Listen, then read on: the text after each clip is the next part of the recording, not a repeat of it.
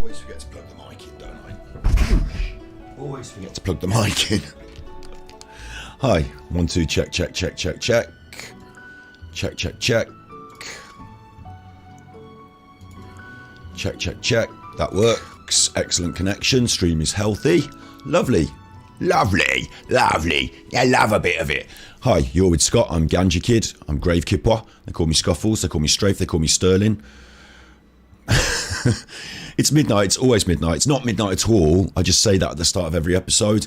It's actually 4:30 GMT in the UK. Rodney, it's 4:30 PM in the UK, Rodney. We're doing a little bit later in the day today. Just going to experiment with a different time for broadcasting. Today we're doing chemtrails. So what's this picture of the dog doing on the screen? Hey, what's this little, he's a little shivering dog here. Oh, he's a little shivering dog here. He's going to have his hair cut. He's going to have his hair cut. We're going to have a look at that. We're going to have a look at, we're not looking at that. That's the Genshin Impact music that we are supposedly listening to. We're listening to it in the background. It's nice and gentle and relaxing. So that's cool. What we're actually going to be doing is this. Chemtrails. Boom. What's the truth behind the conspiracy theory? So, 23rd of July, 2022. That's fairly recent, isn't it? This is a fact check thinger. It's got all this stuff in it. What's the truth? It's got links. So we're going to have a look at that. We're going to have a look at what they say about it, the conspiracies. Their links. We're just going to see what it says. We're going to investigate it. What's the truth? You in chat. Hello, Snippies. The baby doggy, yeah, the doggy's going to have his haircut. This doggy is going to have his haircut while we wait for the room to fill up a little bit. We're just going to have this video rolling a little bit while I just chat a little bit and tell you what's going on. So we're going to have chemtrails. We're going to have an open discussion. This video is from Shoe and Tree. This is a popular YouTuber who their business is washing dogs and cutting their hair. Oh, the doggy. So this is to get us in a nice frame of mind to start with. Chemtrails, what we're going to do is we're going to look at what the BBC have written. I don't work for the BBC. I'm an independent. God, I'd love it if someone would pay me, but no, I'm an independent. So we're going to look at what they've got to say about chemtrails, and I'm going to open the floor to discussion. You know, we're not going to let this get out of hand. We're not. Hello, Rob. Hello, Rob. All the way from New Zealand. I like it when people put their flags in the chat. Actually, it's nice to see rings around the world. We're not going to let this get out of hand, right? If we have to come back to watching this little doggy having his haircut, we'll have to come back to watching the little doggy having... Oh, hello, that's an advert. That's a catten on the advert there. Didn't expect a catten out of nowhere. This is the doggin. If we have to come back to this, chill ourselves out. You know, if we have to come back to this to chill ourselves out, we'll do so. Oh, Aussie, sorry. It's only a very little picture. It's only a very little picture. Great. Revealed my ignorance of flags of the world already. I know what the Australian flag is. What's New Zealand then? New Zealand is the same thing without the... Hang on. Now I need to know what the flag of New Zealand is. Sorry, doggy, having a bath. You'll have to wait. Flag of New Zealand. It's the fucking same. Get off. It's the fucking same. How? I'm not even wrong for not spotting that. That's the same. Oh no, they're the Australian ones that I'm looking at. That's why it looks the same, because these are Australia. Australia. The New Zealanders have red stars there, apparently. And I thought all the people that like sheep come from Wales. Farmer counting sheep. I'm not going to say where he's from. You can say where he's from. You can make it racist. I'll just say a farmer, because I'm on the internet. Farmer counting sheep. 1, 2, oh hi, 4, 5.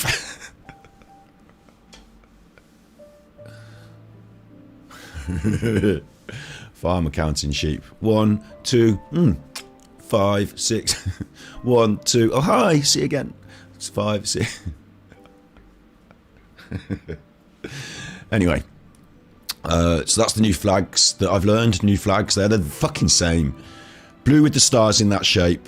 Blue with the stars, and they're the same. You get off. They're the same. How do you even know? Like, if you're on a boat and that's flying above the boat, flapping away in the wind, you know, like looking out like that from your boat to their boat, how do you know that you can't? They're the same. Considering how close they are in the world, considering how close you are in the world, you'd have thought you'd have gone for something dramatically different. Like make a big distinction. No. Who did theirs first? Who did theirs first? I need to know this now. I need to know facts. Who did their flag first? Australia or New Zealand? New Zealand's flag's 50 years older than Australia's. It ran where my granddad nan used to come from. They used to call it Australia. I used to laugh. Australia. No, Australia. The Australian flag was adopted in 1954 after going through 3 previous iterations. Stop copying. Lovely, look. Lovely. It's in the news. 4 years old. Stop copying New Zealand's flag. Winston Peters Stella. The acting PM further strains ties with neighbour, urging Australia to find its own design. What kind of international diplomacy and relations would you, in the modern world, you know, it's 50 years ago they did these flags. It doesn't matter now. And they come out in public and said, I think they should change their flag. What? Stop copying our flag. I've had enough of it. It's time for you to take that down. The current New Zealand flag flutters next. Oh, there's an alternative suggestion there. Alternative suggestion. If they went through the referendum and binned off the Queen, they could have that. It actually looks quite cool, doesn't it? It does actually look quite cool. It's because they've designed it in a more modern world with more modern computing. So it looks a bit better. Maybe all our flags are due for a redesign. You know, maybe they're all due for a redesign. I don't know. A modern update. Flags of the world. Flags are interesting. They are actually. They are. There's a lot of interest. Like, it's not just the interesting pictures, is it? They do it for a reason. There's like stories behind them. I'm supposed to be looking at a dog having its hair done, and coming up we've got chemtrails, but I bet if you type flags quiz, yeah, I knew it would work. Flags on stream, doona, flags on stream. Right, where's that? Colombia, Costa Rica. Oh fuck! I was going to say I know this one, but now I'm looking at it and these options come up. It's tough because these options are very similar. I said Cuba and it was Dominican Republic. Now I'm pretty sure Cuba does have a star like that on it. See, you said Cuba, see? They're fucking with us already. They're fucking with us already. Right, next. That's nobody's flag. Nobody's got that as a flag. Don't be fucking stupid. None. There's not an option for none. I'm going to have to say Micronesia because it's definitely not Zambia, Somalia or Kenya. They go for colours. They all go for brighter colours, don't they? They're African flags. Zambia, Somalia, Kenya. I know Kenya's got black in it. Micronesia. What? Somalia? Blue with a red star. You think you got it right in chat? Fucking hell. What the fuck? That's not even a flag either. That's a flag for like a football team. Like if you support the German national football team and or something. When you blow dry the dog, don't forget to wrap his ears with a towel so it's not scared. Top tips. Botswana, I'm going to go.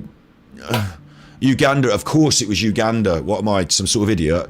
This one, Palestine it looks like to me, but it could easily just be UAE, couldn't it?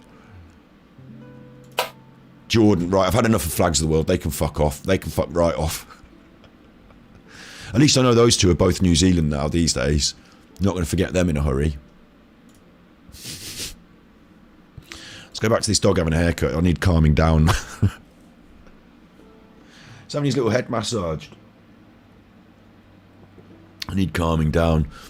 We're doing, Snips, we're doing warm-up at the moment. I was thinking, if I just turn on the stream at 4:30 PM GMT, no one's going to know I'm here.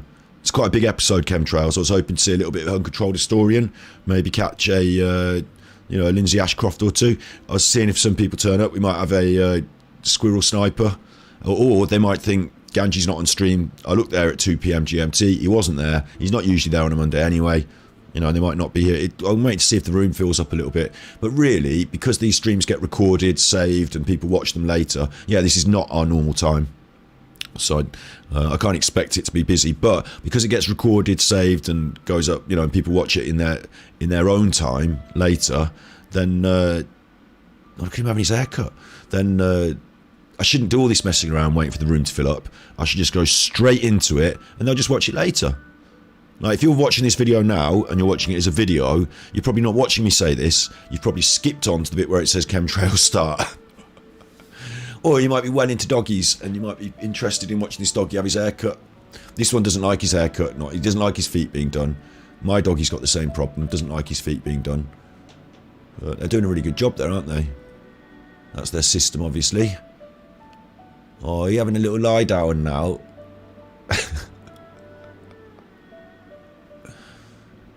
You're just here for the doggies. That's one I can't do very well as well. Snipping like they do it with such confidence, and I find it so stressful because he's wobbling his little foot about and pulling it, and you'll skip the chemtrails part.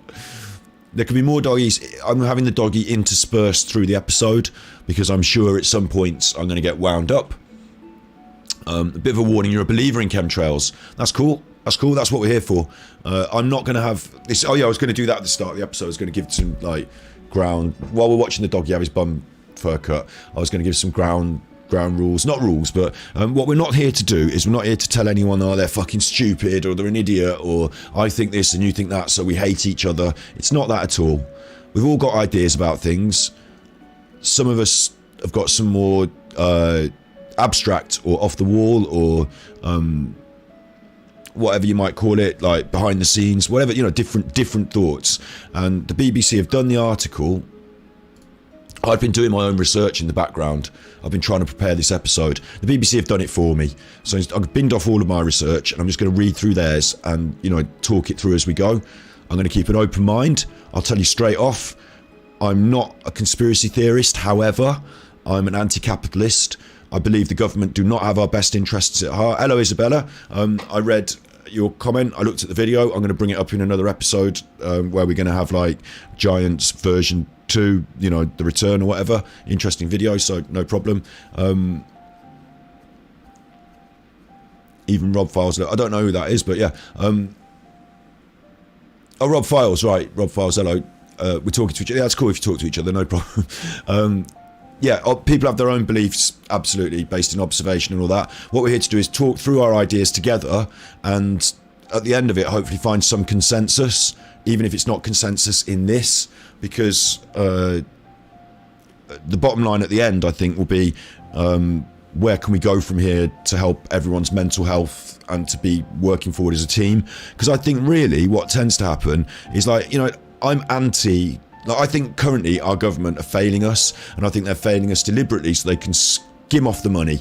I don't think that Boris Johnson and his cronies got together and decided to release COVID and made loads of fake stuff. I just think they handle it really badly.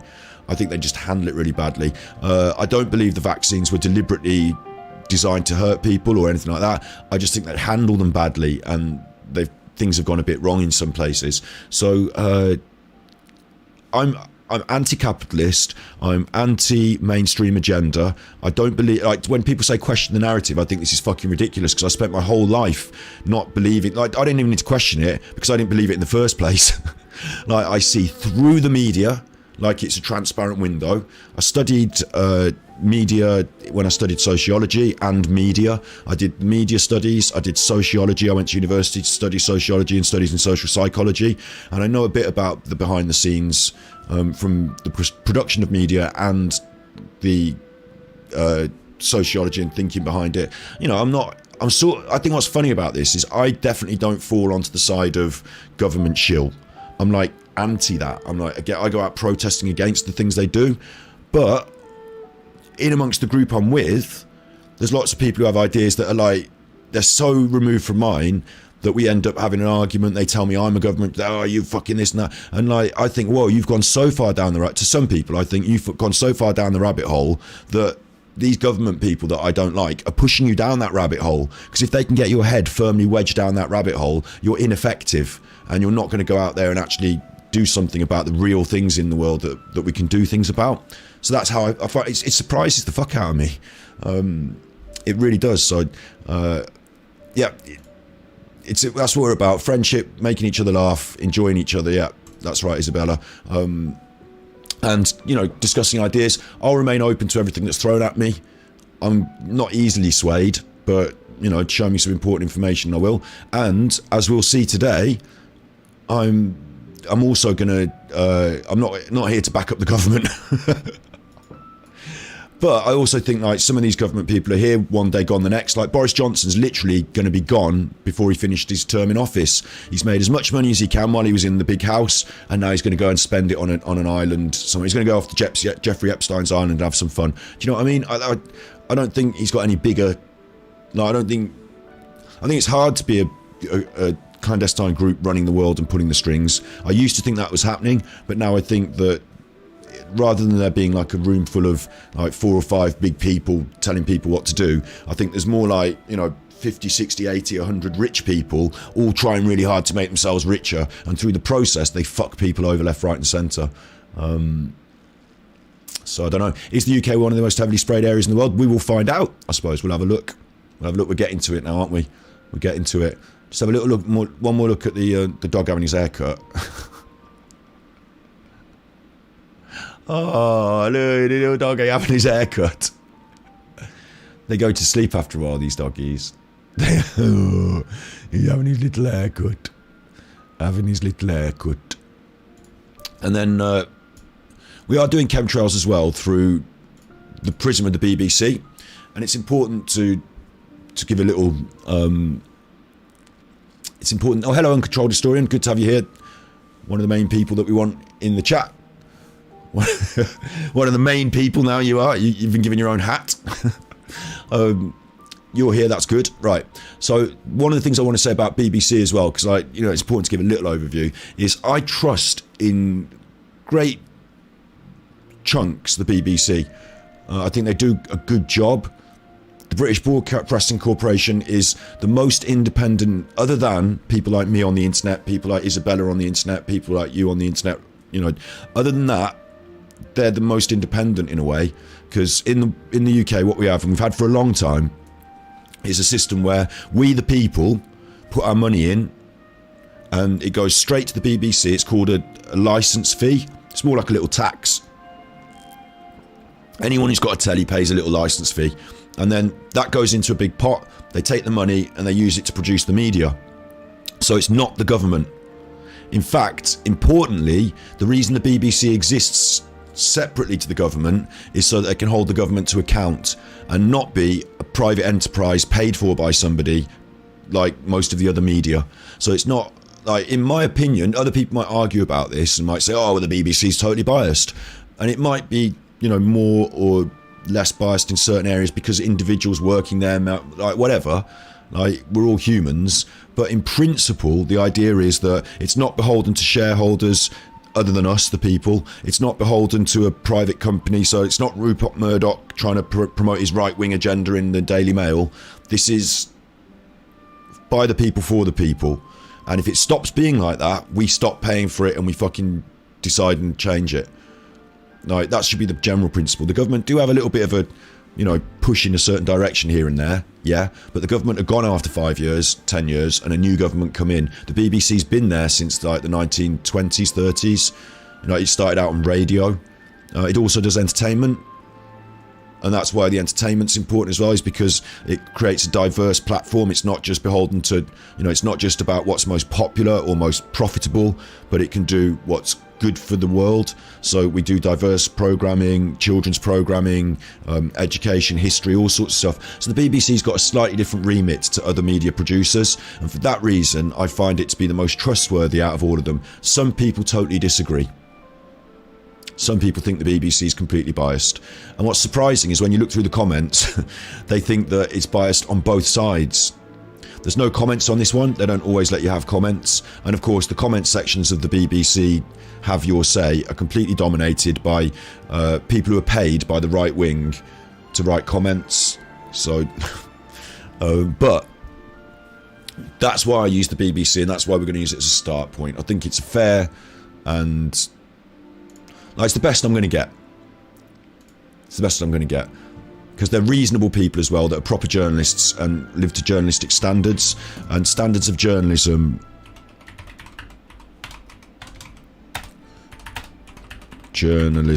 Standards of journalism don't apply to the... they don't apply to the independent like me on the internet. I can do what I want. But accuracy and standards, reporters making sure they're accurate, making sure their stuff is cross-referenced by other reporters.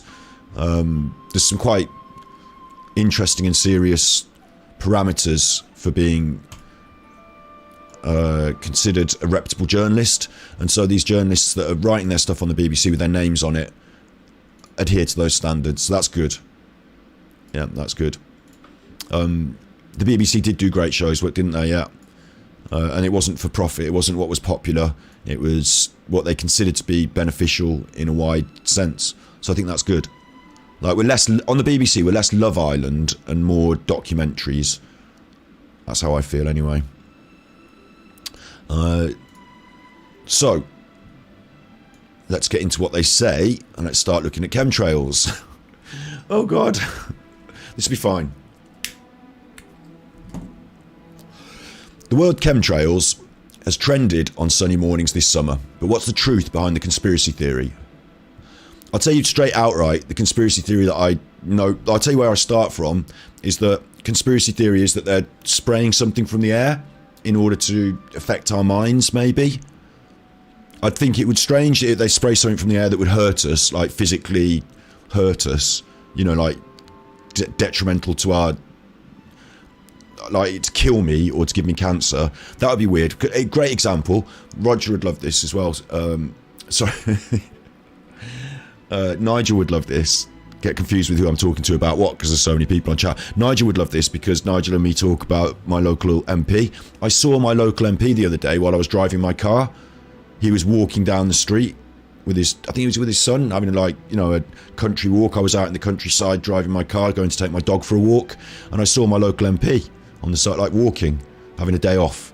And I thought, that's interesting, isn't it? Because if I go for a walk in the countryside, he's going to be breathing in the same air as me. And my local MP is Nadeem Zahawi, the top brass Chancellor of the Exchequer now.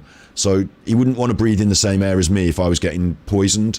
So if it is poisoning and stuff like that, they're doing it to all of us as well, including the top people, including the elite, including the people pulling the strings in government. So I find that a bit of a strange leap, I would just say. Another thing that I find strange is the idea that it would be any sort of gas or water, because if you open a can of Coca-Cola and pour it out the window of the aeroplane, it's not going to hit the ground as droplets of Coca-Cola. It's most likely to evaporate off as it reaches terminal velocity and become part of the rest of the atmosphere.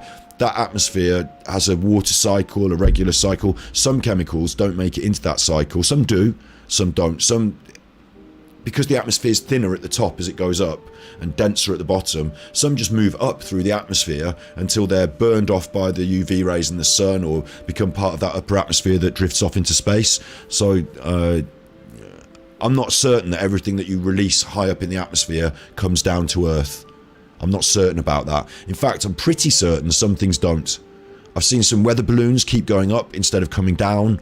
I've seen some gases go up instead of coming down, like seeing them observable. You know, you've seen it yourself, you know, mist rising instead of coming down. So I don't know for a fact that everything comes down if you let go of it out of a plane.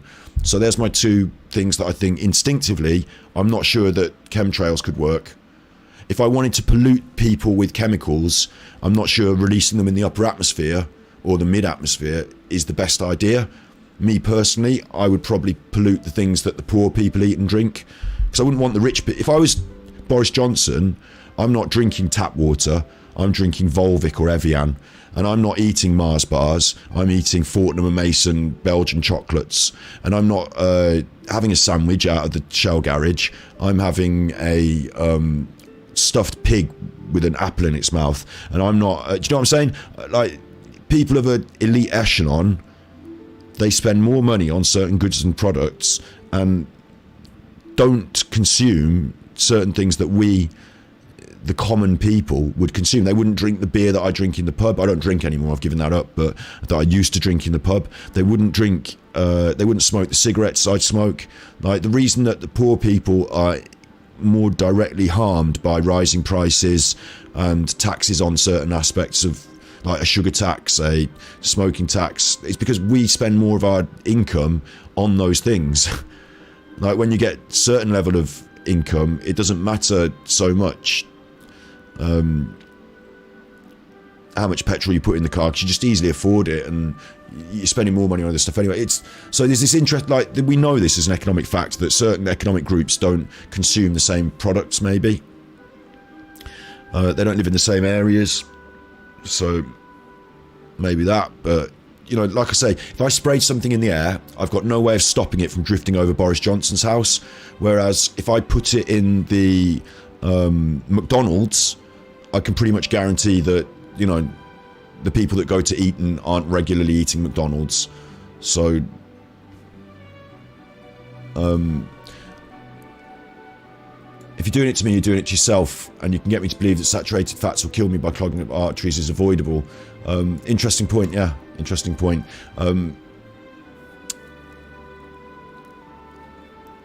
Contrails leave the atmosphere quickly. That's why we never have chemtrails rising across the sky. There's a point in story, yeah. You know, we'll come to breaking these things down. You'll keep putting them in your comments, of course, because it's good for everyone to be able to read them and see them and discuss them. I can't necessarily pick out everyone's individual comments and take them all on and do a big conversation about them every time, because we're going to try and get through quite a lot. But I've given you a little bit of a breakdown of where I'm coming from. You'll put in your breakdowns of where you're coming from in chat, so this is a good start. And I'm now going to read what they're saying and try and push on with it. Right. So the word chemtrails has trended on sunny mornings. Look up at a clear blue sky, you might see puffy white trails behind aeroplanes. We all know what they are. We all know what we're talking about. We know what we're talking about. I'm not a scientist. I haven't got a bottle of that, and I can't tell you exactly what it is off the picture, but we all know what we're talking about, yeah? Here they say, they're made up mostly of water and are called contrails or vapour trails, but a growing number of people falsely believe they're evidence of something sinister. Some think, it's getting a bit jazzy, my calm and relaxing music for this. Can we just go calm and relaxing, please? Thank you. Some think malign forces are spraying the population with dangerous chemicals, so-called chemtrails, for purposes that are neither entirely clear nor consistent. A surge in conspiratorial thinking following the COVID pandemic, along the summer season and clear skies mean... Right, there is one thing I'm having a problem with already. Is this journalism is not being written in very clear, concise language. It's almost like a storytelling narrative. It's almost like a surge in conspiratorial thinking following the COVID pandemic, along with the summer travel season and clear skies, mean that the once obscure chemtrails theory is now being promoted by major influences. It's more like magazine-y writing. Like, if we're going to be breaking something apart and making it clear and concise so that everyone can understand what is this, what are they, let's talk in really simple sentences. Let's not try and jazz it up with clever language, Alistair Coleman, disinformation specialist. Let's use plain English. There's a campaign for plain English. Campaign for plain English. What we're basically saying, and it annoys me, this fucking website, the campaign for plain English. It'd be nice if when you go on it, it was really clearly what it was and just tell you about what we're doing. First, when you drop onto this website, it should be really plain and clear what we're doing, shouldn't it? That's the whole point. Campaigning against gobbledygook jargon and misleading public information. Helping government departments and other organisations with their documents, reports and publications. Everyone should have access to clear and concise information. So it's not about whether you've got super duper education, you know, all the words. I don't want to make it wordy. I want to make it simple. So a surge in conspiratorial thinking following the COVID pandemic means after the COVID, lots more people got into conspiracy theories. Along with the summer travel season and clear skies, meant the once obscure chemtrails theory is now being promoted by major influences. Chemtrails conspiracy is back. Influencers are talking about it. Right, got you. My least favourite word is plethora. A plethora of options, yeah. Like what tends to happen, I find, is that words get you, like Boris Johnson's robust. Words get used and then they get heard, and then other people use them because they heard them. And they're not new, you know, robust has been around for a long time, but all of a sudden robust was on everyone's lips, wasn't it? It was the word of the day. And they become, it's like instead of doing your own thinking, you pick out the words you've recently heard and drop them in because it's easier than doing your own thinking. And it's like a sign that people aren't really doing their own thinking. I really find it, you know, it's okay to bring up an what you call them, an old wives' tale or a, you know, a piece of common knowledge, but to just repeat things that you've heard without thinking shows me that you're not thinking. So like, I'm trying to think of one that I can easily bust out as a piece, you know, old wives' tale, common knowledge that everyone says. And like, if it's not, it's quite robust in its popularity, isn't it?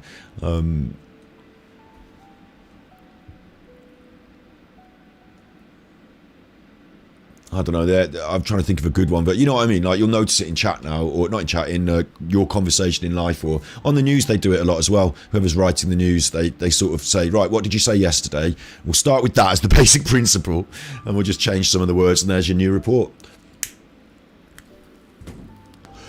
There's a lot of repetition in society, there's a lot of repeating of other people's ideas, bouncing them back and forth, and I find a lot of it, you know, there'll be a lot of, I don't know because I can't see in people's heads, but there'll be some people in the pub who will say something and I'll think, hang on, I know where you've got that from. I watched the same piece of media. I also saw Joe Rogan. I know where you've got that from, you fucker. So then when you dig into it, they don't really know about it. They just saw the Joe Rogan. They're not like Graham Hancock himself with all the information. So when you dig into it, they don't really have all the backup. They just know a bit of Joe. And when you know where they got it from, then it seems to be like, you know, all of a sudden this person that was saying interesting things suddenly seems less interesting. I used to have a friend and I now realise they would pump me for ideas. Like we'd have a really long interesting chat and I bet they would take that stuff that I said and go and say it to the next person like it's their thoughts. And then when they're saying interesting things to me, that's what their other mate said to them on the last phone call. They're just passing on, like, you know, ideas without, I don't know, it's a strange thing, isn't it? It's a strange thing. But it can be good. It can be good as well because we I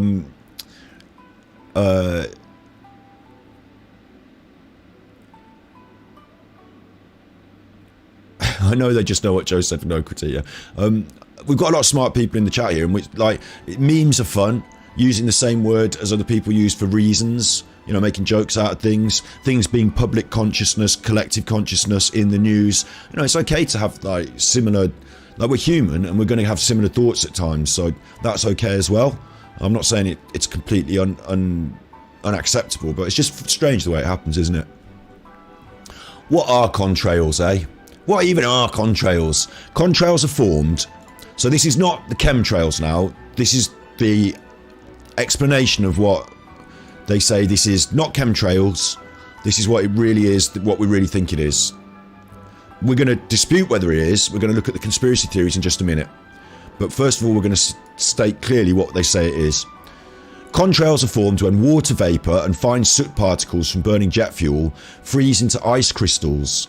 In low air humidity, the ice crystals just dissipate. So again, this is... Alright, that's fine, then I understand that. No, I don't. It's a little bit complicated. Water vapour. So, not water...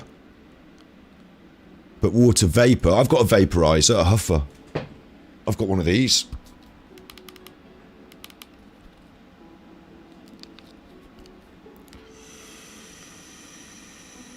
It's not fucking working.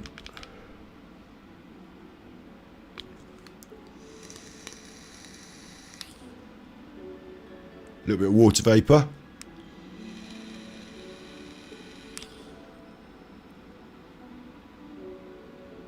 So your water in this is turned into vapour through heat, I think, isn't it? water vapour. It looks like what was in the sky. It looks like a little cloud. It looks like it was in the sky. So I get that. Right, and that's come from the burning jet fuel. Fine soot particles as well. I know what soot is. That's like when you're burning stuff and you've got like plain English campaigns. It's when you've got right, I want to see how jet fuel burns, because I don't like just to take it for granted.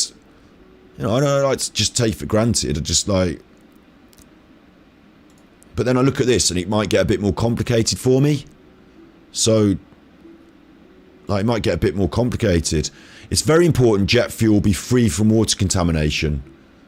During flight, the temperature of the fuel in the tanks decreases due to low temperature in the atmosphere. This causes precipitation and dissolved water from the fuel. The separated water drops to the bottom of the tank because it's denser than fuel. Since water is no longer in solution, it can form droplets which can supercool. If the supercooled droplets collide with the surface, they can freeze and block the inlet pipes. So removing all water from fuel is impractical. Therefore, fuel heaters are usually used on commercial aircraft to prevent water from freezing. So we know there is water in the fuel at least. It doesn't want to be in the fuel, but it is in the fuel, and they try not to have it in the fuel. So I can at least state that jet fuel releases emulsified water. It says that here. I mean, I'm not a super clever scientist, but I'm accepting that there's some water in the jet fuel. And that I'm guessing when you burn it off, it is also burned off. I mean, without going too deep into what jet fuel is and... I mean, how much more of a scientist do I need to be? Are we all okay with this in chat as well? Like, whether you believe in chemtrails or not? Because you can have both things, can't you? I think you can have both things. If you think this is done by people to put chemicals in the air or whatever, it's also possible that contrails can exist, yes or no. It's up to you in chat. You tell me what you think. Yes or no, we can have both. Even if you don't believe in chemtrails and just have an open mind to the possibility someone could do that, yes or no, we can have both. I don't know. Water vapour is a product of combustion, Snip says. So we've got this. We know that burning the jet fuel, we know there's water in it, and we know that there's water in the atmosphere, and we know there's a fucking great big jet, and we're agreeing on that then. Water vapour and soot particles, jet fuel, ice crystals, low air humidity. The ice crystals just dissipate, but in higher humidity, they persist and end up creating vapour trails like clouds. Those humidity differences explain why some aircraft are seen producing vapour trails while others are not. So what they're saying is when it's humid in the air, and you can't see the humidity from down here, like you just look up in the air, but the plane might pass through an area of humidity and you'll see a trail, and then it might carry on past it and you won't. Or some planes might produce them on some days and not on other days. That sort of thing. That's what they're saying. I'm quite happy with that as a concept. I do think I've seen chemtrails from aircraft that might not even be jet powered though, so maybe we need to explain that. Let me just check if I'm wrong or right. And I'm not an expert. Uncontrolled Historian knows a bit about I'm going to take a couple of comments here as well. Uncontrolled Historian knows a bit about... Wait, while I'm doing the comments, I'll have the picture of the doggy. Keep me calm. Knows a bit about aircraft because they live 22 miles away from RAF Scampton, and I think they've been involved with the RAF in some of their time. Home in the Red Arrows. The red and white blue stuff disappears from the sky. They practice regularly. That's a good point. When you see those flyovers with the Queen and all that, we can have a look at that, can't we? We can have a quick look at a flyover while we're talking.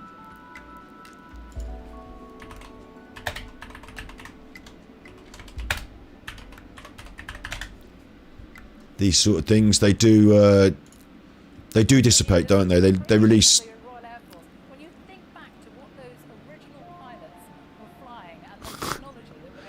Can't get all the way to the end for the stuff. We won't get to see how long it's in the sky for, will we? Really, it's a bit cheeky, but they release this stuff, don't they? Like they're actually spraying stuff out the aircraft there, whether it's gas or whether it's powder or I don't know, but that's coming out of the aircraft and it's in the air. They're doing that deliberately, and we know they are because they're trying to make us see it in the sky. So I don't know exactly how that's done, but it's definitely there and it's in the air. but I didn't notice blue paint flecking down on the Queen. Nobody in the crowd had any red paint flecking down on them from the sky.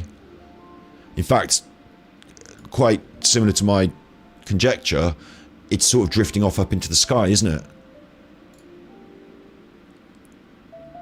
The Queen don't look happy. She's got some white paint in her eye.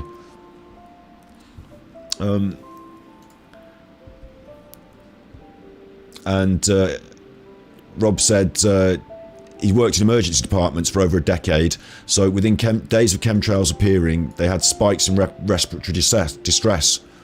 So that can be... I'm going to field that because it's possible. I don't know, right? Sometimes we have these correlations that we think are correlations that aren't really correlations, and it's quite difficult in the world because there's so many factors, correlations that are not really correlations. I put freakonomics because I know that because I know that's where like some of these ideas came from. Let's see what they say, and I'm just doing this at random, see if they give me a good example of it, because I read it in some books, and these were the people that wrote the books, so... Freakonomics. Well, hi there, boys and girls. This is Captain Kangaroo. Say, I'd like you to meet a friend of mine. So, you know, it's lots and lots of fun to have a pet that you can run and play and jump with, isn't it? But did you know that there are some boys and girls who can't run and jump and play? It's all because of a thing called polio. When I think of bad historical assumptions about correlation and causality, I think of polio 100 years ago, when it was this horrible mystery that it was, you know, claiming a lot of lives, and it was really scary because it mostly struck children. And there was a strong line of research that suggested that ice cream caused polio, that ice cream consumption caused polio. Here comes Mr. Softy, the soft ice cream. They thought ice cream caused polio. Now we know they don't.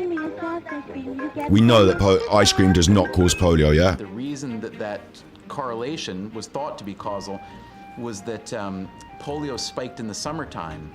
Polio spikes in the summertime. So now we've got a spike in polio. It's happening in the summertime. We're looking for other reasons why is this happening. And one of the things that happens in the summertime is they eat a lot more ice cream, these kids. For reasons that really weren't very well understood, but it did. And ice cream sales spiked during the summertime. So and those graphs, they look banged together. They look very similar. Researchers had seen that whenever there was a lot of ice cream being sold and consumed, there was a lot more polio. And so there was really literally the beginnings of this kind of ice cream persecution to try to stomp out polio. And it sounds ridiculous, but you see it all the time now. Now, it's possible they were putting drugs in the ice cream to give kids polio, and that it's just more kids ate ice cream than adults. That's possible. You know, I'm going to keep an open mind. Now, people trying to fight against or build up something that they're sure is connected to something else, which it turns out just isn't.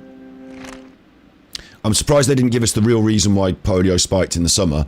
It's probably because kids were more, you know, mixing. When they're out eating ice cream, they're out together in the sunshine mixing, and, you know, maybe the transmission of polio was aided by their close contact, or maybe swimming was involved, or I don't fucking know.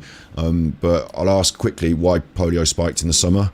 Why polio spiked in summer. If I'm not going to get a quick answer, I'm not going to... Why did polio strike in the summer? Swimming pools was... It was a virus that was transmissible through food and water, and so swimming pools and beaches where the water had been contaminated were the source of several outbreaks. So summer activities, picnics, barbecues brought people together, and it was the kids playing together in the pool that transmitted the polio even more. So it wasn't the ice cream they were eating, but it was something else they were doing in the summer. So you can get these correlations that seem like they sit on top of each other. Like this happens a lot. This is not just one. This is just one example, but there are lots of examples like this. Ice cream sales spiked during the summer that seem like they sit together, but they might not be connected. In Freakonomics, there's a lot more examples given. The book's really good. I'll see if I can get another couple of examples.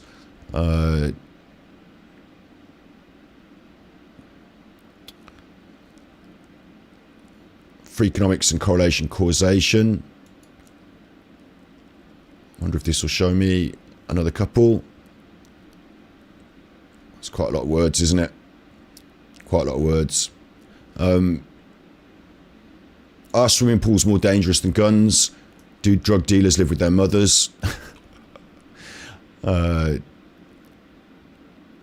can probably correlate lots of different things on a graph, maybe. Okay, so what I would then say is that we were looking at something forming that you were saying about respiratory problems, and we were looking at contrails forming in low air humidity. The high air humidity. In low humidity, the ice crystals dissipate, but in high humidity, you get more of these ice crystals forming. So you'll have the same number of planes flying over, but on days where it's highly humid, you'll get more contrails being seen. And then you're saying you get an increase in people in the ER with respiratory problems. So respiratory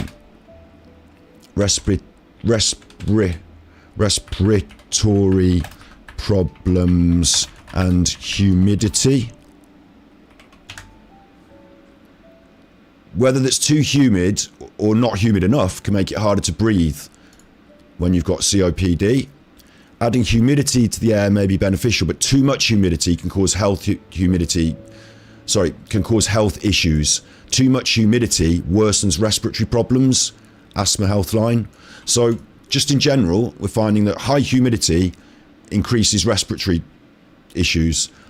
And it's also a factor in our ability to perceive these things in the air.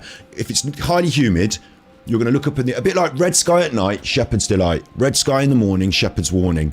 We can predict through the nature of our atmosphere, the way clouds are forming, even contrails off planes are forming, how much humidity is in the atmosphere. It looks like it's a very humid day today because there's a lot of contrails. Might get a lot of people in the ER. It doesn't mean that the contrails are causing it necessarily. It could be the humidity. So if we're going to accept, hello King Sturgledurson, don't worry, we've only just started really going, so don't worry, you're not missing much. Cold kills the germ or bacteria. There's a possibility of that. So there's other. What I'm saying is, I don't know for a fact that contrails or even chemtrails cause the respiratory problems. I'll agree with you that when you get a high number of contrails or chemtrails in the air, you will get a surge of people in the ER. You've seen that fact borne out in reality. So I'm not going to say, oh no, that's not true. If that's the reality of what happens, that's the reality of what happens. But I think we've got to be careful not to jump and put two and two together that may or may not be connected, that may be connected loosely, or, you know, in order to factually state it, we'd have to do chemtrails on different days, measure the humidity and measure the amount of people coming into the ER based on the humidity and the chemtrails as separate experiments, maybe in different countries, and see if there's we'd have to compare a lot more data. And ideally, we'd be able to run an experiment where we had a control group that weren't being exposed to chemtrails and were being exposed to humidity, were being exposed to chemtrails, weren't being exposed to humidity, all that stuff.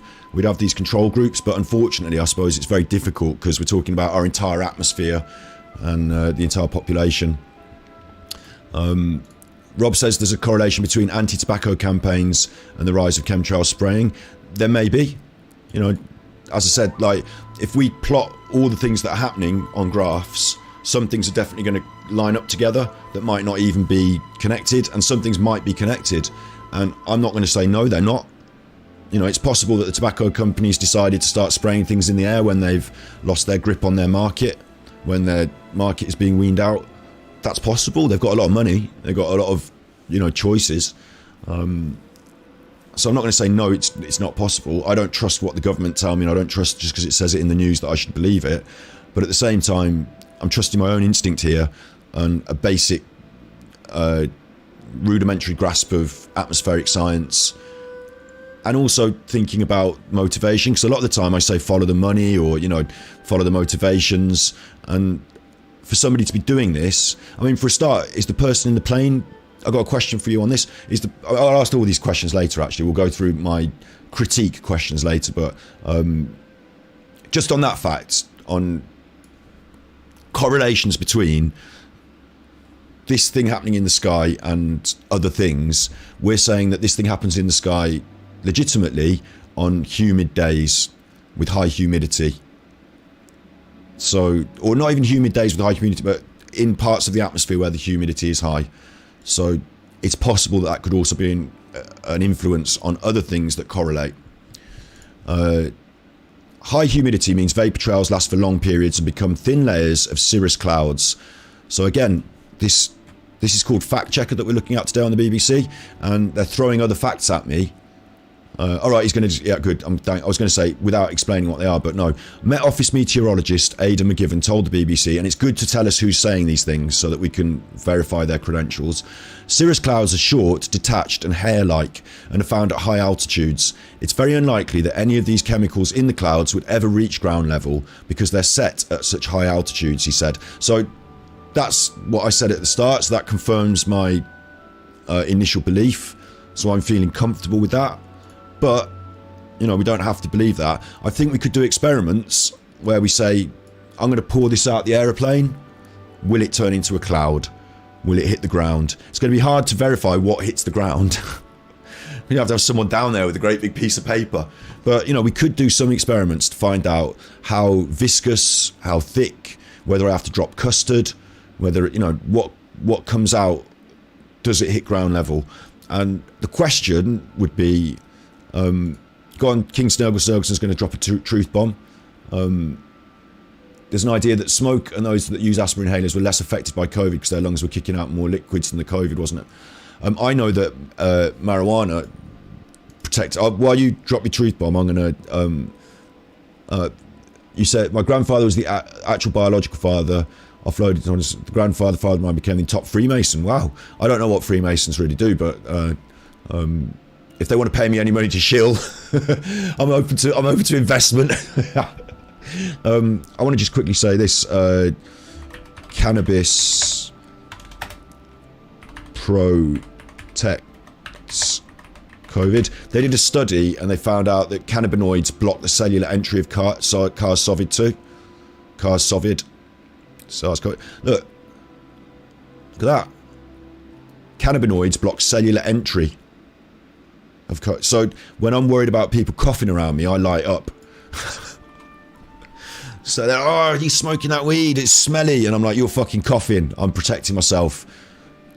You want to wear a mask? I'll smoke my weed. Thank you very much. That blocks the cellular entry. It's better than a mask. It blocks the cellular entry. So just leave that there for a minute. Shit. I'm going to get myself banned off YouTube. Let's have a little look at a doggy. Let's have a little look at doggy for a minute. Calm me down. Capital K's dropped in coconuts into chat. There's a little doggy. In fact, if we're talking coconuts, what about this? Have you seen the coconut play there? That was the journalism standards. We don't need that. This is the plain English campaign. We can bin that off. That's some things in the air. This is the calm, relaxing music. And we're back to Contrails. So, Remember, Capital K, you're jumping in a little bit late here, but the ground rules that I set earlier are we're not going to have any... we can have fun and chat to each other and bring up conversations. We're definitely not going to have any arguments, and we're definitely not going to be mean to anyone or rude to anyone. And not that you are, but, like, you know, I see you in your cheek. I see you in your cheek. They detected copyright audio and video in my stream. That little bit of the Mighty Boosh talking about coconuts. Now I have to do the fair use bit. The Mighty Boosh is a programme in the BBC, on the BBC that aired for a little while and is a comedy. And in that particular episode, they are on a desert island. They're stranded and they use coconuts to turn into people. And it's talking about loneliness and companionship and competition. And they use the coconuts to compare to people in that way. So the reason I brought that up is because Capital K mentioned coconuts in chat. It's a bit of a running joke in our stream, and other kinds of coconut reference are going to come up sometimes, and I'm going to bring them up. So it's all started with that Kim Petras and her coconuts, but she's not the first one to talk coconuts, and nor should be the last. So thank you very much. It's fair use. I'll have that as fair use. Google, please, thanks. Right, so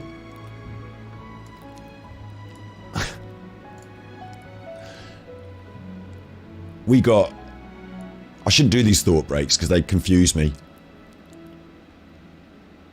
They confuse me. We talked about the idea that chemicals might not reach the ground for a start, and that always goes into my mind as well, which is that if somebody's polluting the atmosphere, this person, these people, whoever, they cannot be breathing the atmosphere, can they?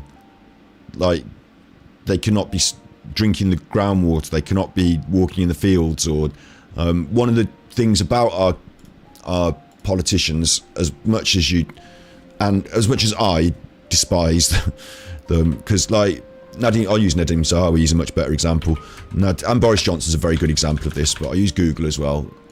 Nadim Zahawi photo op.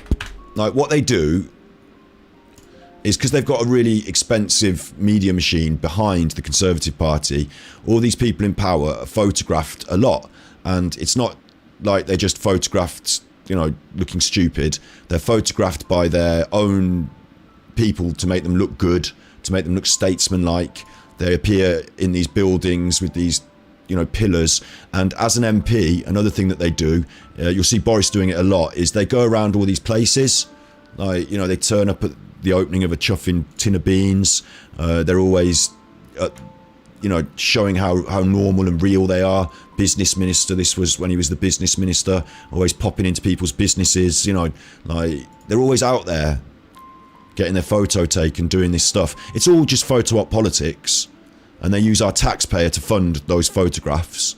But, there's a lot of these politicians being out in the environments.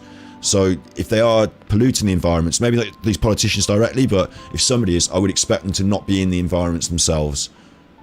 Because why would you pollute your own environments? So that's an interesting aspect.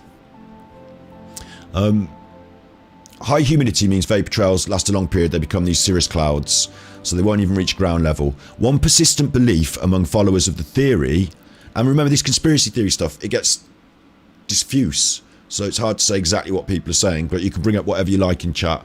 You spoke about it on Martin's channel. Coconuts of the Marx Brothers, one of your all-time faves. I'll have to look that up. King Creole and the coconuts. You see, we've got coconuts memes going on now.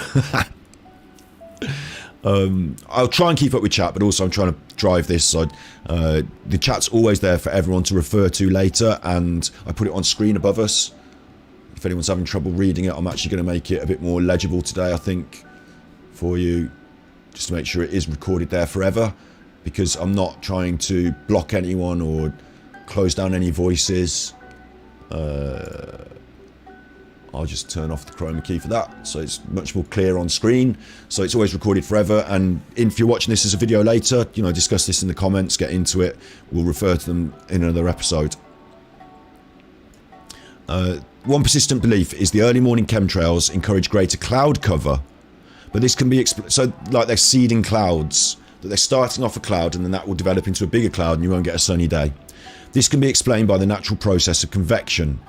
This is the result of sun warming the ground, causing warm air to rise and condense into clouds later in the day. So the Met Office says that we get clouds later in the day because we get clouds later in the day. Without aeroplanes at all, we would have convection warming the air, and that air rises and condenses into clouds. That's how clouds form. All before aeroplanes we've had clouds. So that's what they say at the Met Office. To that I would say I fall into both camps, actually. We do see clouds, but not in the way you think. Not in the way you think. Cloud seeding is weather modification that changes the amount of precipitation that falls from clouds by dispersing substances into the air that serve as cloud condensation or ice nuclei, which alter the microphysical processes within the cloud. Its effectiveness is debated. Some studies suggest it's difficult to show clearly the cloud has a very large effect. Cloud seeding has effect. Because obviously clouds form, so you can't do a control study where no clouds form on the same day, because they do form. But do they form because of your aeroplanes? The usual objective is to increase precipitation, rain or snow, either for its own sake or to prevent it from occurring on the days afterward. So we might want it to rain today and not tomorrow, because we might be doing a harvest or something, or we might need the rain for our weather systems, so might need that. It's got a bit more of a history around the world, like Thailand, Asia, China and stuff. It does exist. The most common chemicals are silver iodine, potassium iodide and dry ice. Cloud seeding increased snowfall, so they're generally doing it in places that have got that potential to have snow. Like, it's not going on in the summer. Electric charges. This has been really interesting. This has been used a lot more modern. This is what I was going to say. We don't do it in that way anymore, because we found out that there was a health hazard.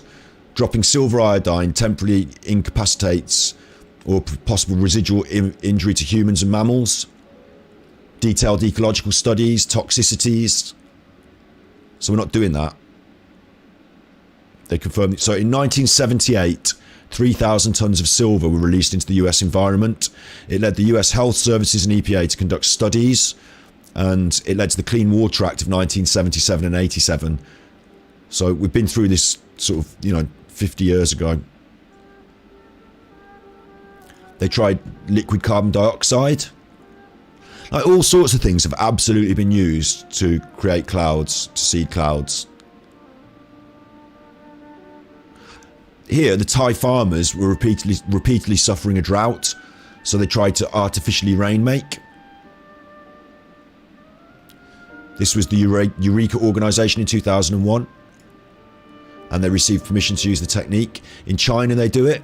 Again, it's about firing silver iodide rockets into the sky, and there's political problems, but in China you can't do anything about it because the politics aren't run by you. So they absolutely do that. Yes. And it's dangerous and it's toxic, or it's modern and it's not so toxic. There's another modern way to do this. Cloud seeding electricity.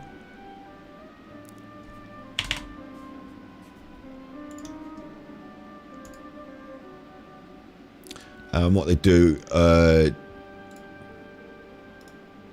open image in a new tab. No, these are salt flares that they're talking about here. This is in the United Arab Emirates, where it doesn't rain as much. Salt particles they're looking at. That's not what I was looking for, because I've seen cloud seeding done with now they are talking about rain enhancement, basically. That's on a wing. That's those flares on a wing. I've seen it done with electricity and ionisation. Maybe I should type that in. Scientists are zapping cloud with electricity. There we are. That is the one I'm talking about. This is CNN, so you might not believe it, but as we've just seen, there's lots of different photographs of this similar thing. So I'm just picking one out of the air. Oh, no kilobytes. And we're back up. So if there was a problem with the YouTube there for a second, if I just disappeared for a second, I'm sorry. For some reason, my kilobytes are dropping.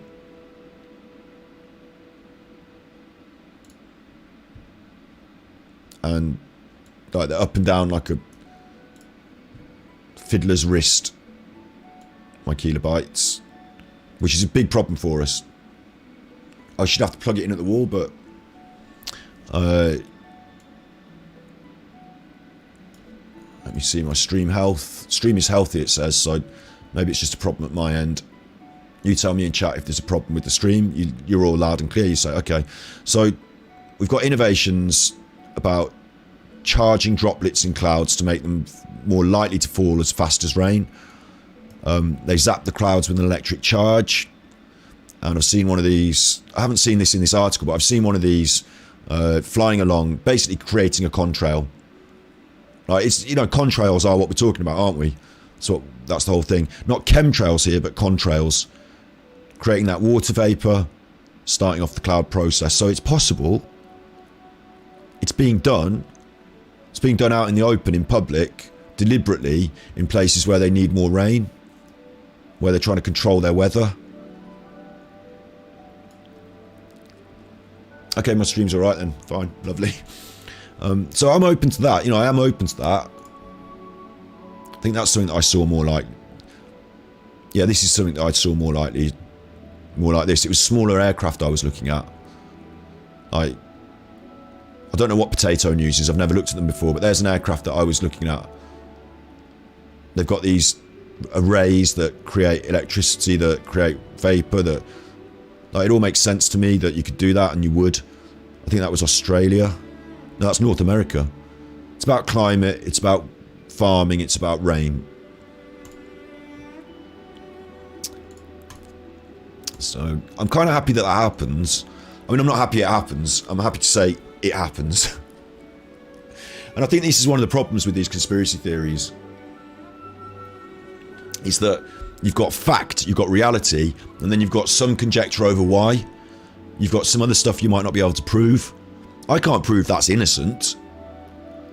But I don't have to prove it's innocent.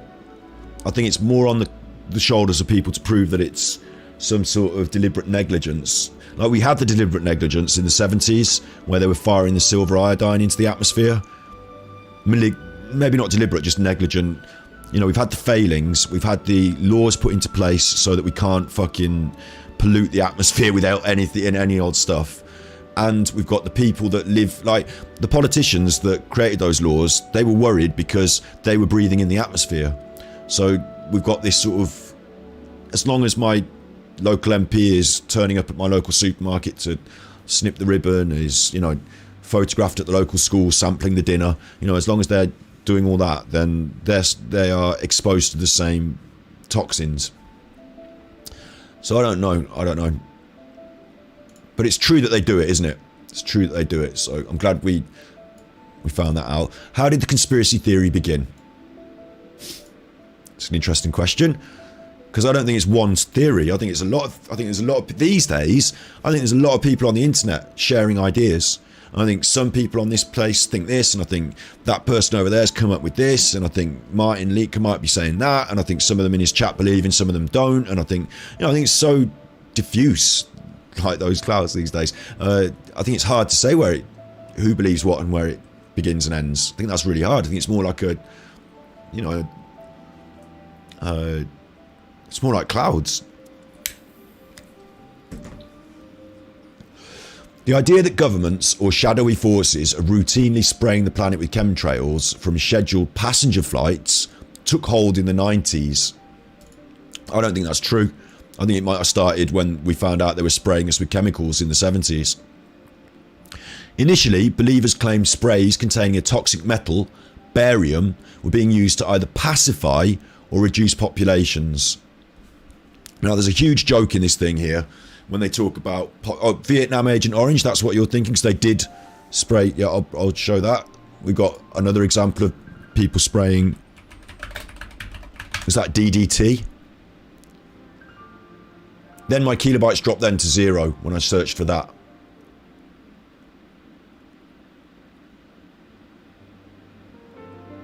So the internet doesn't like me searching on Google when I'm streaming or something? Come on, it's kilobytes. That's so weird. They should be bouncing up and down like that, going, like I can see it on OBS, and it's going from green lovely to red absolutely nothing, up to green lovely to red up. It's doing this thing again. It does it to me sometimes, and my best solution is to turn it all off and on again, but I'm really not. So if it causes a problem in chat, you tell me, otherwise I'm going to push on. A herbicidal mixture used by the military in the Vietnam War contained a dangerous chemical called dioxin, and they sprayed it and it caused problems. Look, so yeah, a defoliant chemical of tactical use herbicides. So we know they did it to other countries. The collateral damage as well of spraying it on another country and not your own. The idea that humans are just collateral damage. Remember this, I'll make this really clear, that for the American military, for the American government, for my government, I can't talk about every government around the world, but I know that they see human lives as collateral damage, and I know that they see human lives in a different way. We like to think they see it as Americans and the opposition, or British lives and foreign lives. You know, Brexit, get Brexit done, Britain for Britain, America first. But really, people like Donald Trump and Boris Johnson see it as rich people's lives and poorer people's lives. The working class, the common people, fuck them. I don't care if they eat shit burgers and shit food and die of heart disease. They all have 10 kids anyway, and like, fuck them. They're not trying to make our lives better. They don't care about our lives. It's rich and poor to them, and they're in the rich class. So when they're spraying this Agent Orange over the Vietnamese people, they don't care about those kids. They just don't. They're collateral damage. When we're dropping bombs on Afghanistani schools, we don't care about the kids. They're collateral damage. And when things blow up in our countries, when a terrorist blows up a bomb at an Ariana Grande gig, they don't care about the kids that go and watch Ariana Grande because they're just scumbags from Manchester. They're collateral damage. We, the common people, I count myself in that scumbags group. We, the common people, we are collateral damage to the higher ups. Your boys in uniform as well, yeah. Anyone that works for the government in a military capacity or a police or they count the number of bodies that come back, the coffins. They don't fucking care. They're collateral damage. It's just part of their economics form and their spending. Once you become a police, you're a police. You're one of the numbers. So, not to make anyone feel bad there, but I just want to make it clear that that's my belief.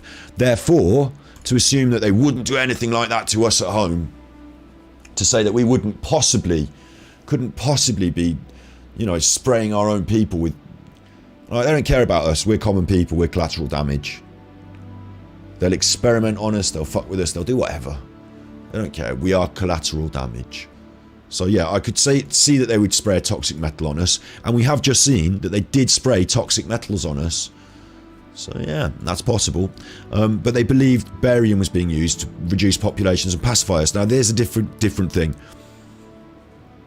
I believe that even the ruling classes, the elites, are involved in these populations. They might not drink the same water, but they breathe the same air, buy the same products. Like I said, they're not shopping at Tesco, but they're turning up at the same public events. I think leaving it in the air for them to breathe in is a bit excessive. I don't know how they would deal with the I don't know how they deal with the the blowback. Think of a good example would be the Chernobyl disaster. It affects everyone, doesn't it? It affects everyone, that nuclear cloud. There's no way of saying, oh well, I'm rich so I'll avoid that, unless rich people in an area.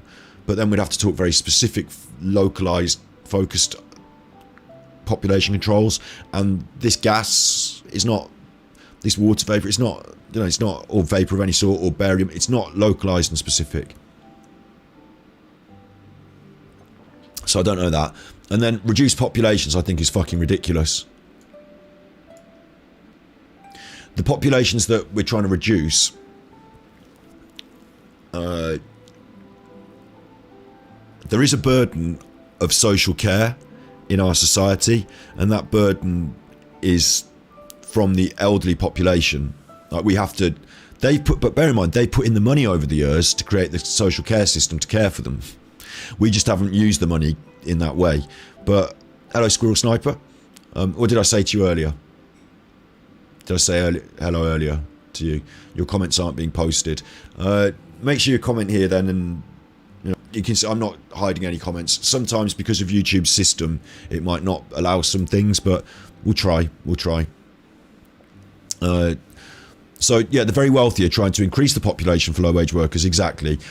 They want to increase the populations, like the young and exploitative, easily exploitable, are where they draw their resource from. So they want to increase those populations. Those populations are increasing, and it's the elderly and the burdened society that they're more worried about not having to pay for.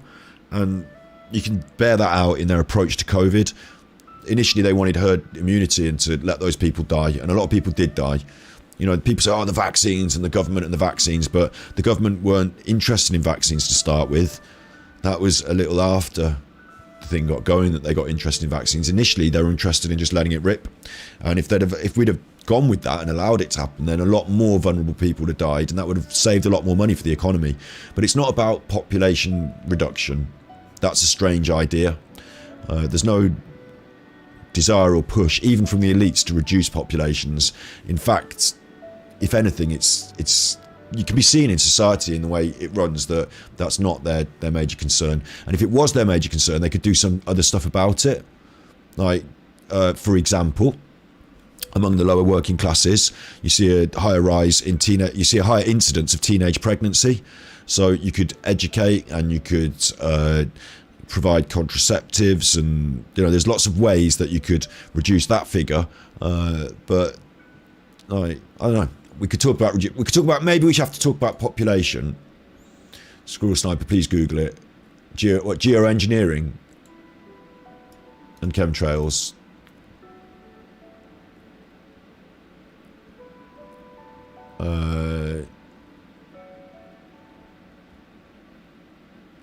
Google it. I'm looking to see exactly what you want me to Google.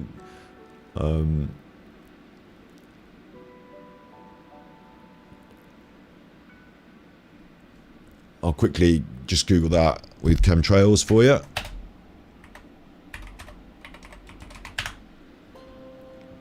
Chemtrails conspiracy. Keith Group. Keith sees Harvard. I think that's what you're referring to, isn't it? It literally doesn't want to let me open it. My kilobytes dropped to 0 again. I've got a feeling that when I'm opening up these websites on Google, it's kicking back some sort of signal that's knocking my internet down every time I do it, because it doesn't normally happen. I mean, I'm maybe being conspiratorially minded now, but now it's said my stream's not receiving enough.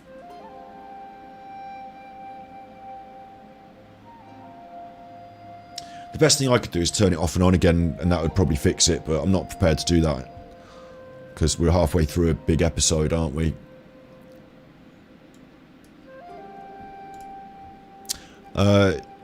I will look at this. That's on the bill. I'm going to turn that off. Because we're going to get to... we're going to talk through these conspiracy theories here. And then we're going to get to, our conversation and conjecture at the end. So, that's on the list now there for you. I hope that's the right thing. And...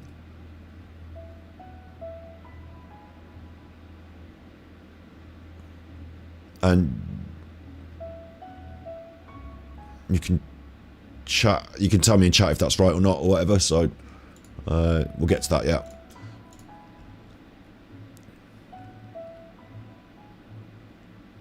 Where am I at?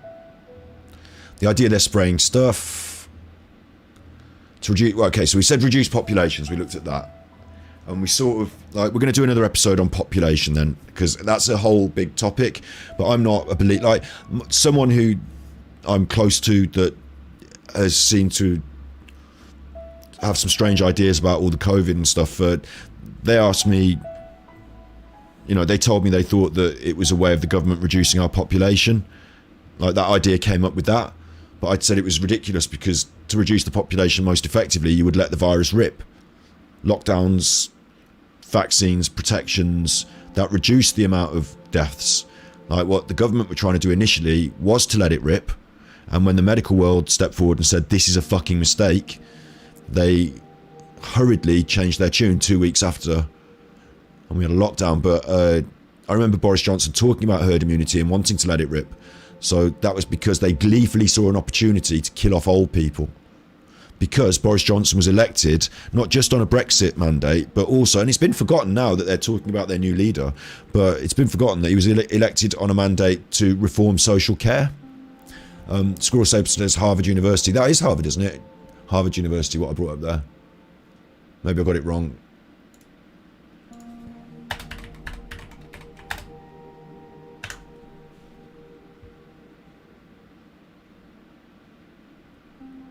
That one come up again, yeah? Harvard PDF. I'll have a look for a PDF.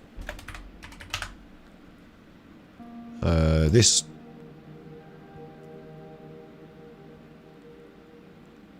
it's taking a while to load.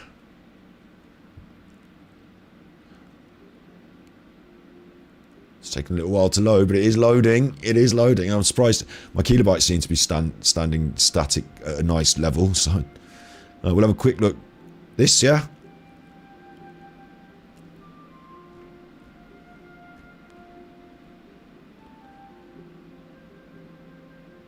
Uh, 2010, 2009, 2010. Committee on Science and Technology. It's quite a big thing, isn't it? Could be that one. There's this one as well. So, we're going to come back to those at the end. I'll leave them just like hanging there because, you know, they are interesting. I'm going to try and get through what they've said to us here and see if we can get through it. We're moving on from populations then. But if you've got ideas about populations, put them in the comments because we're going to come to do an episode about it and your comments are all important. The idea evolved along the way, meaning today there are several strands to the chemtrail theory. In recent years, followers have expanded their accusations, claiming contrails are being used to spread COVID, distribute vaccines, or initiate mind control, reduce the population, or promote a new world order. Now, the new world order thing is old conspiracy from like 20, 30 years ago. That's where I got into it. When the Twin Towers fell, I was saying, I wonder what the New World Order and the, you know, I was wondering about the conspiracy theories then. That's a bit old hat, New World Order, isn't it? I don't know how to... Chemtrails to spread COVID. Yes, that would work. Like, you can do that. I'm not saying you would, but you could do that. Distribute vaccines? No. No, that couldn't work. Obviously, vaccination requires... like, I just don't think that could work. Mind control I find very difficult as well, because if I were to want to mind control the population, I would use the psychological techniques that affect the mind, like media, that's being done. Or I would use entertainment, that's being done. I would use other forms of mind control because your mind is part of your body, so I'd make sure your physiology was under our control, so I'd make sure you were eating all the wrong things. Not living the healthy life, that's kind of being done. And any form of mind control that's exposing everyone through the atmosphere would include me, and that would fuck me up, so I'm not going to have that, I'm not going to do that. Yeah, I find that to be strange. Those in charge of the world never go anywhere. Yeah, absolutely, absolutely. I've said this earlier, King Snowbergerson. I agree. The elites can do this. The elites drink bottled water. When I say the elites, I mean very rich people, and they do it not only because they think it's posh and this and that, but also they do it because it is potentially slightly like richer people eat more fresh fruits and vegetables and are more healthy. They eat less fast food. And then what happens is you put a tax on fast food, and that's a tax on the poor. Or richer people don't smoke roll-ups like I smoke. They might smoke a cigar every now and then. You put a tax on the tobacco, and the poor people can't even afford. It's more of my income, that is. You're taxing the poor. Rich people, they have drivers driving around, and they don't have to fill up their petrol every day like we do to get to work for 9 to 5. So they tax the petrol. That's a tax on the poor people. So you can use the distance between the political or social elite classes and the working classes to hold down the working classes in greater forms. And yeah, you also Snips saying you're the elite. What we have now, though, as well, which does cause a problem for them, and they caused a problem for them throughout Thatcherism. They didn't like it in Thatcherism, which is you have a nouveau riche, you have old money, and like this is going on in the political landscape of the Conservatives right now. You have old money that's been to Eton, that's, you know, the son of the son of the son of the son, and old money, and then you have nouveau riche, people who made a lot of money because social mobility, because economic factors allowed them to be profitable, and they're now quite well off and they can throw their weight around a bit, the nouveau riche. So those people, they were brought up on pie and chips, not on caviar. You know, you got the nouveau riche as well. That's actually happening in our politics at the moment. There's a guy that they call the Potato King, who got quite wealthy in the potato industry, and he throws his weight around a lot, and he's a bit of an oik himself, I'll be honest. You know, he's a bit of a rotter, I'll tell you that. But he's behind the scenes in the Conservative Party, pushing his agendas, pushing his motivations. He's not well liked by the old money, and he's not well liked by by the common people that he came from. Yeah, you have these sort of things. You also have what we would call the middle class, of course. You've got now less of an obvious divide, but that is there to fool us into believing that we are part of a higher class than a working class, when actually, you know, we've all bought our furniture from IKEA, and you know, we've all bought our stuff off Amazon, unlike the elite who go to like Fortnum and Mason or Harrods. So I do agree that what was the initial point here? I've sort of got off. I do agree that the water supply, that was it, the water supply, but the rich people can't bath in yak's milk. They still have to wash in the water. They still have to wash their faces. You know, they still have to swim in the seas. I just think that there's a limit to how much they'd want to pollute that water. Maybe the water, because the water supply, this is really interesting as well. Some people are confused about how the water supply works, but the water that we drink comes out the air, it rains, it collects in reservoirs, and we use the reservoir water, like this fresh water, to go in the pipes. It's not that we send all our water to some cleaning factory, it gets cleaned in a factory, like desalinated or, you know, chemically cleaned out. Like you poo, you flush. That wastewater doesn't go through a cleaning process and then into our pipes to be drunk again. That wastewater gets cleaned, filtered, whatever, and gets put out into the water cycle, into the seas, into places like that. It gets put back into the... And then the water we drink gets either drawn from groundwater or reservoir water, which has gone through the whole water cycle and then comes back nice and clean for us. So, there are checks and, you know, processes on that water, but it's not that, like, there are things added to our water supplies, but it's not that it's certainly not that, you know, you flush your toilet and you run your taps and that goes into a big tank that gets cleaned and then we drink that. That's not how that works. The wastewater eventually goes back into the system, and we draw from a fresh resource of fresh water. So I do worry or wonder that if you were to pollute the water supply, then I agree you could drink Volvic, and I think the rich people do. You know, I think they do. But I don't know if it means that you would not be exposed to the pollutants in the water supply purely by drinking Volvic, because it would have to be in that first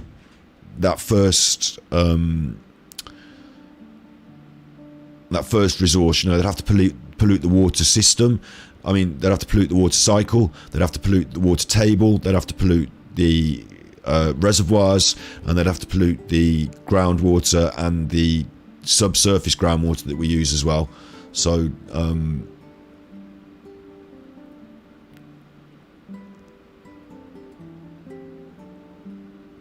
you're talking to me speaking full sentences.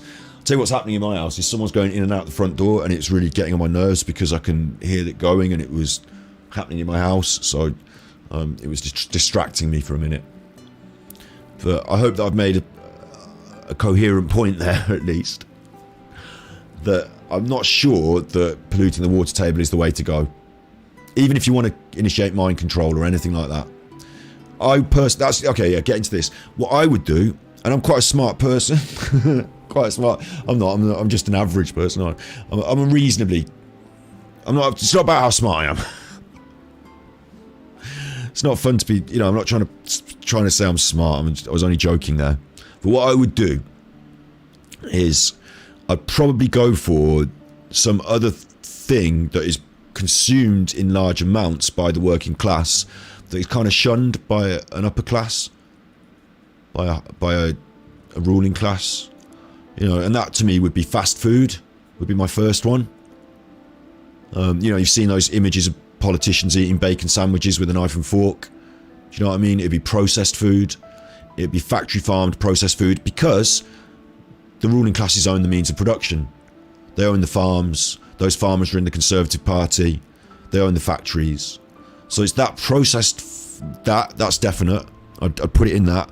I don't often see Boris Johnson eating a Kit Kat, unless he wants to come across like a normal person, you know.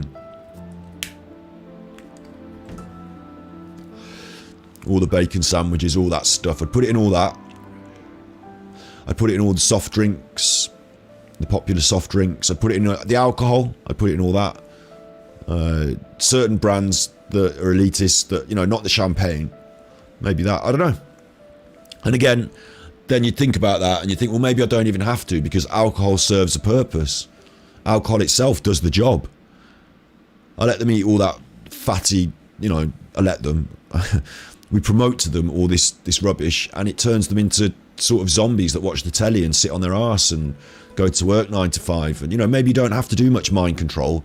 Maybe minds don't need much control because they're not actually that, you know, maybe they're not looking. A lot of the people that fall into these regular 9 to 5 traps and whatever, you know, if you're looking at this through the angle of an obedient populace, maybe people are just obedient because they just like watching the telly.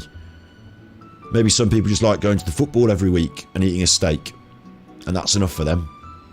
They don't question it much further than that. So, like Smith Patrol, maybe you don't need, you know, maybe you just make the bewildered herd comfortable.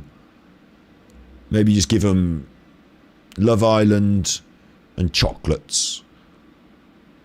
Maybe you have a new drama every week on YouTube. Do you see what I'm saying? I don't know if you'd need to feed them chemicals because they're already eating chemicals of their own volition. Maybe that. Tell you where I wouldn't put it. I wouldn't put it in the cocaine, because although a lot of people put that up their nose, posh people snort that. So that's my thoughts on that.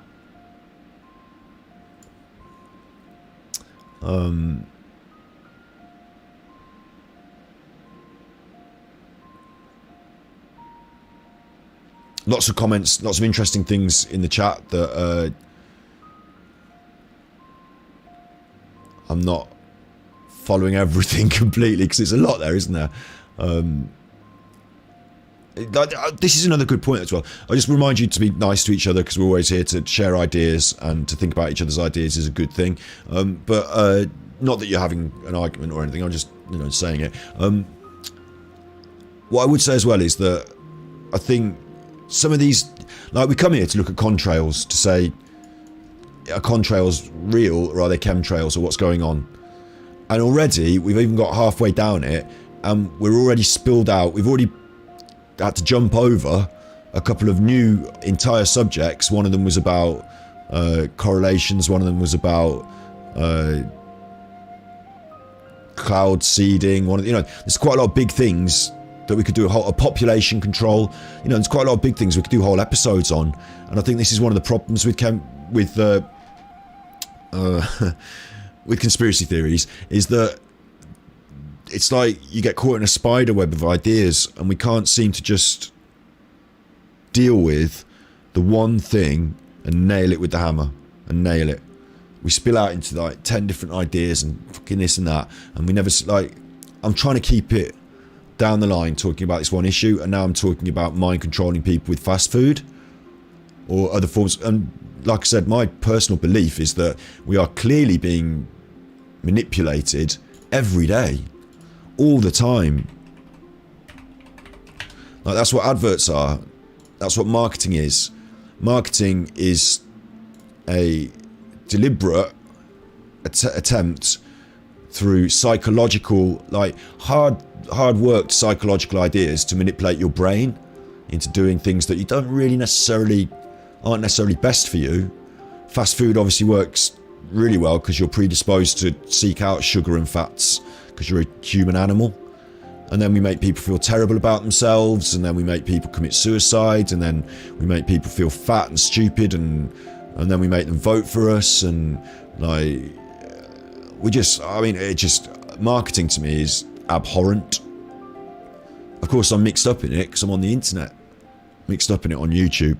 But marketing to me is completely abhorrent, and it's had to be regulated very heavily over the years, because since its inception, it's been doing the most abhorrent and evil things that it can think to do.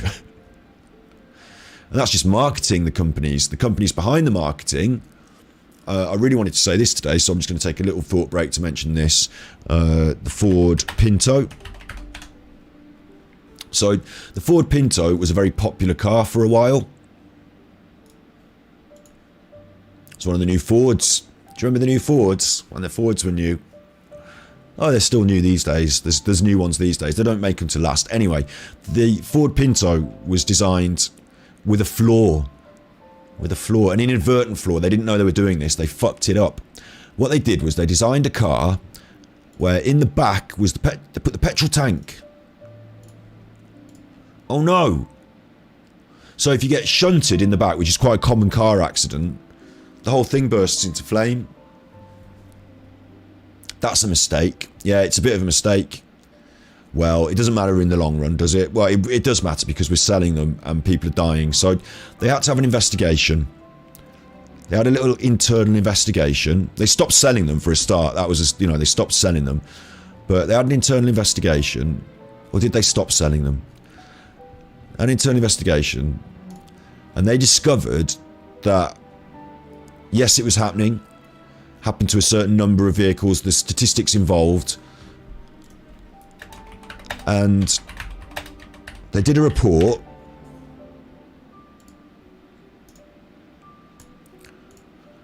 where 180 burn deaths, 180 serious burn injuries and 2,100 burned vehicles will cost $200,000 a death, $67,000 per injury and $700 for a vehicle.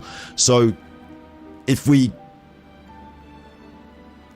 sell the cars at a certain rate, we're going to sell a certain number, then we'll end up having to pay $49.5 million out, on average for all these deaths and injuries that happen.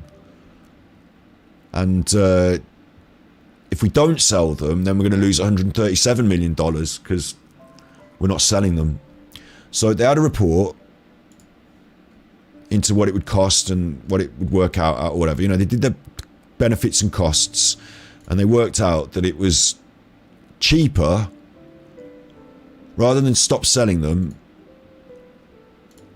they worked out it was cheaper to just sell them and let the people die and then pay out the lawsuits afterwards.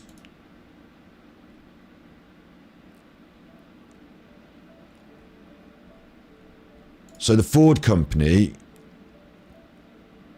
decided to just let them burn. Carried on selling them, or they stopped selling them, or whatever it was, went on to the new models, but the ones that were sold were not recalled. I think they just kept on selling them. And because I'm not a completely expert in everything, am I? But I think they just kept on selling them, and they worked it out, and they said 50 million in court fines. Every time someone takes us to court because their relatives died in a horrific fire that could have been avoided, we'll just pay that out. It works out cheaper for us in the long run, so let them burn. So people, like companies, there's this other phenomenon with companies, and it happens with governance as well, I suppose, which is the company doesn't exist as a human person, does it? Ford is not a real thing. Ford is not a real person. Henry Ford was, but the Ford company isn't. However, when you work for the Ford company, you give up your own personal autonomy and choices, and you do what's best for the Ford company. While you're at work, you're an employee of the Ford company. You're sort of like an agent of Mr. Ford, the Ford, the company. In legal terms, it is an entity. It's like a person. It's like an entity. You can sue Ford, the company, but the person that made the decision to let them burn was just in a capacity as an advisor or whatever. You don't sue them. The person that worked in the factory that put the petrol tank in, you don't sue them. Like, they just work in the factory. They're just following orders like the Nazis were. And as someone who works in the company, when you're asked to make a difficult decision, you're asked whether you want to keep working at the company or not, whether you want to jeopardize your job or, step forward and speak out or whatever. Sometimes people in companies just do what their job is. And then they go home and think, God, I did a bad thing today, morally, but I'm glad I didn't do that. I'm glad it was the company. I leave that. I gave them the decision. They make the decision. My boss is in charge. I'm just following orders. And you become just like a cog in the wheel, don't you? But isn't it looped? Isn't it like looped? They decided they had to just let them burn. So I know when we're talking about these sort of things, these conspiracy theories, these sort of things, I know that it's not the case that we should just implicitly trust should we? But I've forgotten exactly how I got onto that. It was just a little thought break. And saying about thought break, let's have one with the doggy again. Let's have a little doggy for a minute, just to make me feel a bit better. People are trying to do bad things to us because it's mentally disturbing. This is, and we can't. I think one of the problems is that we can't ever really get to when you see a plane going over, you're not going to know if it's spraying anything on you or not. And on top of that, you're going to have to breathe that day. You're not going to be able to not breathe, are you? We all have to put up with the same thing. So if we had a Darth Vader running us and he was doing the Death Star and it was up in the sky and you'd be like, I don't like that Death Star. I mean, we've got nuclear weapons, haven't we, and all sorts. You just have to get on with your life, don't you? You just have to, someone's got to cut the dog's hair. What you've got to do is you've got to be able to take the joys in the little things that you can involve yourself and enjoy yourself with, because otherwise all the big things that you can't control would end up destroying your brain and making you really depressed and keeping you locked indoors. And ultimately, if we're all being exposed to vapour trails, we're all being exposed to vapour trails. If we are, we are. And I'm not going to walk. I could walk around in a gas mask all the time, but no one else is. So I'm just going to be in the same boat as everyone. So, it is what it is in a way, isn't it? It'd be better if it wasn't, wouldn't it? It would be better if the bad things weren't happening. But on a more real note, if you live in Afghanistan, or if you live in Ukraine, the bombs are fucking dropping, so we've got to fucking pack our bags and move. Some people haven't even moved. I mean, it is what it is, isn't it? You just got to get on with those people have still got to feed themselves and clothe themselves and get on with their lives. So sometimes it's worth thinking about the big picture things.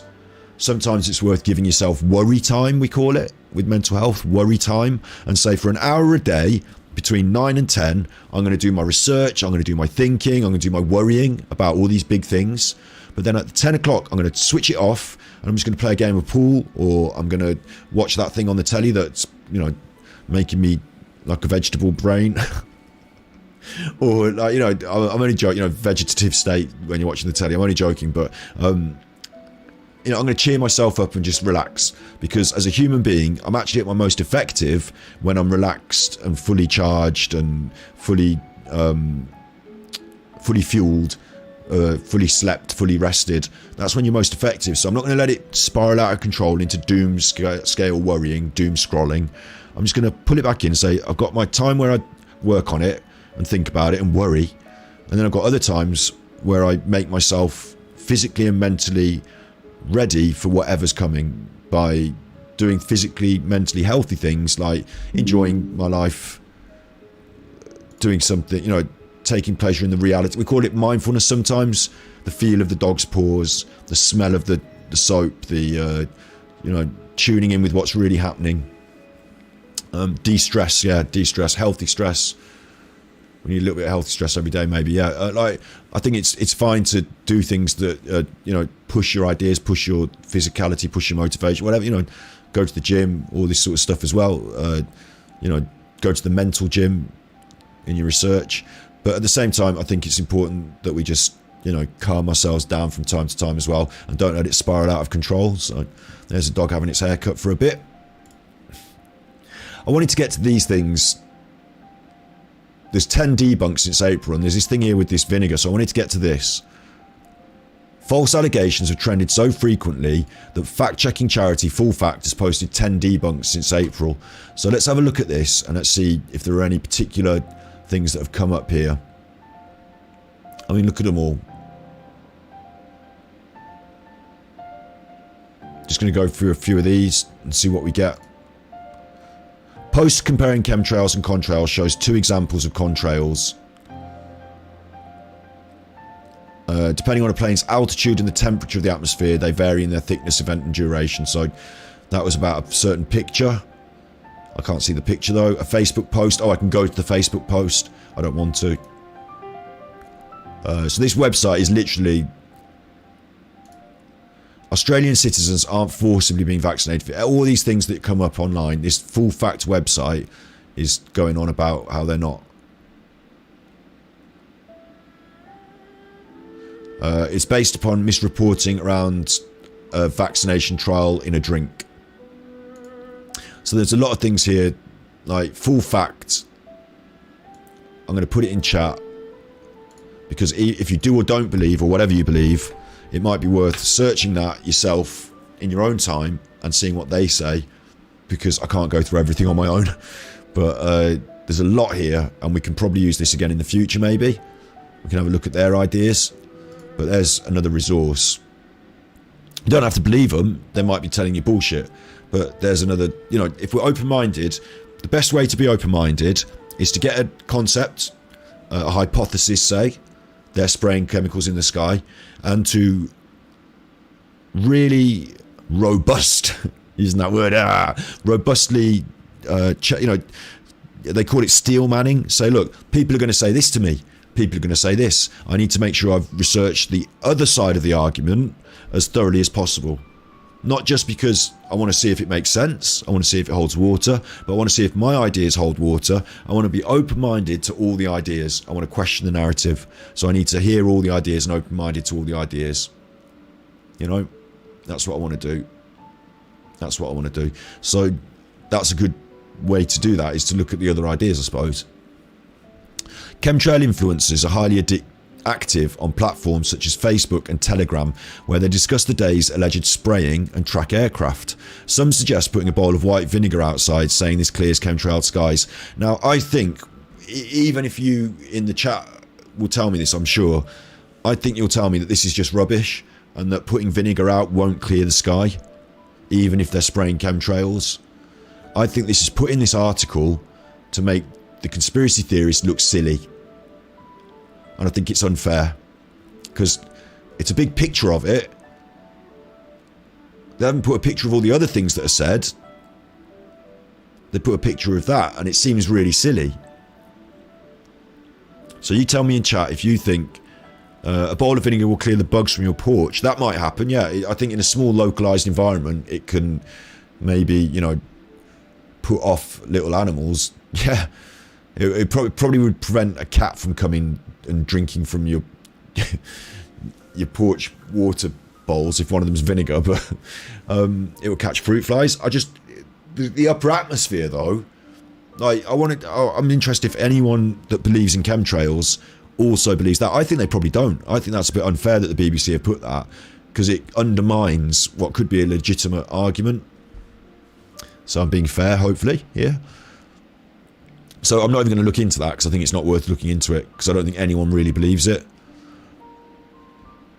Chemtrail social media groups contain anti-vaccine posts and climate change denialism. So there's a problem, is that we're putting three things together.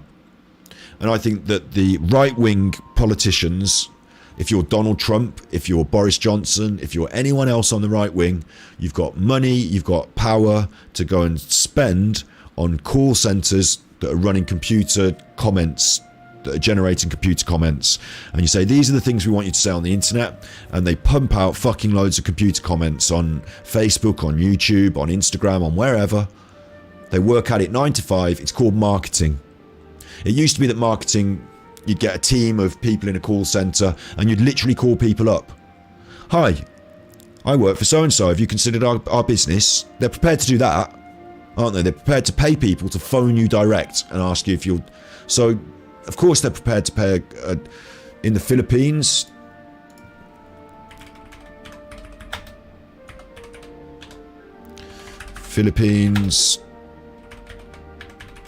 And they use it for moderating. So the despair and darkness of people will get to you. Thousands of foreign moderators keep the worst content off Facebook. And the problem they're highlighting here is that they receive little support for their traumatic work. What they're saying is if some idiot posts some horrific image to Facebook that's against the terms of service, I'm not even going to name things that are against, you know what they are, you know what they are, not because you do them, but because you know what they are, because they're fucking horrible and we hate these people, you know, the nonces. Like, if you get some horrible stuff posted on Facebook, yeah, and nonce is a word that came from British prisons, because they would not be on normal something courtyard activities or something like that. Like, you know, when normal people can socialise in the prison, and then some people are not allowed to socialise with the rest of the prison because some of the crimes they've done mean that other prisoners want to stab them. Not on normal exercise, not on normal courtyard exercise, not on normal courtyard exercise. NONCE, that's where it came from. So people who are vilified even in prisons, some of them are posting shit on the internet. And people at big companies on the internet don't want that on their pages. This is just one aspect of it. So what they do is they employ people to, like, when you click, I don't like this, this is bullying, or I don't like this, this is copyright, or I don't like this, it goes through to a physical person sometimes. It doesn't always get done on the algorithm. Doesn't always get done on the algorithm. It goes through to real people. Now, these real people have to look at this shit and they think, no, that's horrible, deny, block, report. And they don't just do it 1 or 2 times, it's their fucking day's work. So all day, they work in a call centre essentially for Facebook, and they watch these things going past. They're judged on how many they get through a day. They're working for a... Why are they doing it in the Philippines? Why do you think they're doing it in the Philippines? Answers on a postcard from the Philippines, please. India and the Philippines. Why are they doing that? Because their laws about what you can do to a person at work, how much you can pay a person, those sort of laws are a bit different. There's not a union of people that look at horrific images on the internet in the Philippines. So they can just, if people that work there kill themselves, they don't care because it's just collateral damage. I'm glad it didn't happen in our American branch, because somebody would have come forward and spoken out and you'd have problems. So they do it in the, because it's cheaper. Absolutely, Roger. Yeah, it's cheaper in a lot of ways as well. You don't have to pay them properly. You can work them harder, and they can't take you to court when they kill themselves, or when their families kill themselves, or when they have mental breakdowns because they've been looking at fucking images of Jimmy Savile's holiday snaps. Like, there's lots of reasons. It's fact. So it's fact that Facebook do that in the Philippines with foreign moderators, and it's fact that the despair and darkness of people will get to. So if they're doing that in the Philippines and India and Nigeria and other countries, you know, name another country that's not as developed that would quite happily receive $50 million for a new call centre to be built by Facebook and employ people. And like, these people are Jimmy Savile's holiday snaps. Back when Savile was doing that, somebody had to you didn't have digital cameras. Somebody had to put them through at Super Snaps. Do you remember Super Snaps? You used to go in with your holiday photos on a little... The kids these days won't believe this, but you used to go in with your holiday photos on an actual film, like on a little reel, in a little canister. Keep them nice and safe. Don't pull them out in front of the light and try and look... Oh, you've ruined them. You hand them in, and then about 2 weeks later, you go back and you collect your holiday photos, and you go through and you hope there's one of you naked. They've all seen that in Super Snaps. Sometimes they put a little sticker on it to say this one's overexposed, this one's underexposed, you're fucking naked. And then you go through, and there's always one of somebody, there's always one of the people that you've been, or maybe somebody you don't know even, that's doing a selfie. This is the original selfie. They'd hold the camera and it's just them going like this, like holding the camera to their own face, taking a photo of themselves. You'd always have one of them. You still have undeveloped camera reels. I've got a couple actually from my old days of undeveloped camera reels that maybe got developed and handed back, and I can't remember, and I've still got them. We've got a suitcase full of photos and some negatives, but who's brave enough to develop a camera reel from years ago that you don't know what's on it? Because it could be your holiday snaps, or it could be that time you dressed the dog up in a bikini. So yeah, who's brave enough? Who's brave enough? But in this call centre, they're looking at all the horrible photos. Now, bear in mind, it happens in these countries like India, Philippines, Nigeria. It's big companies like Facebook. So what was I saying this for and why? What was I saying this for and why? Even I can't remember. Comments, I was saying, on the internet. So the right wing, and it's this thing in America, it's... I can't even type it. I had to type it twice because it was... Are you sure you want to type that? This thing in America that comes through the internet comes from... Like, no one will disagree this sort of hot, but like there are different areas of conspiracy theory. There are different areas of ideas. There are things that have come up from long held ideas and traditions that are even older than we are. There are things that have come up through history and ideas about that. We talk about Tartaria. This fella probably isn't into Tartaria. He's probably not that interested. He's a bit more interested in American politics. You know, some ideas like chemtrails are a bit more universal, some ideas are a bit more specific, and American politics seems to fuel a lot of these ideas. Why? Because the same companies that maybe pay for the comments to be written on Facebook, or pay for the leaflets to come through your door, or pay for somebody to ring you up and ask you questions, they're also quite prepared to pay for a call centre in the Philippines to pump out crap on the internet.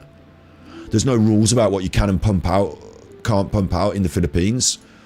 The same people that will look at fucking Jeffrey Epstein's model portfolio will quite happily pump out crap for you on the internet. What's the agenda of today? From Jacob Rees-Mogg has sent us a text and it says, today I'd like you to tell everyone why Boris Johnson's a chuffer on the internet. All right, we'll get on that then. And Jacob Rees-Mogg wants to undermine Boris Johnson. Well, yes, because he's got another friend of his who he wants to put in charge for a different reason. Like, don't believe the things you see on the internet, eh? Don't believe the conversations you see on the BBC, eh? The person with the most money is pumping out the crap. Why are they pumping out conspiracy theories? Well, this person voted for Donald Trump, didn't he? These people all voted for Donald Trump.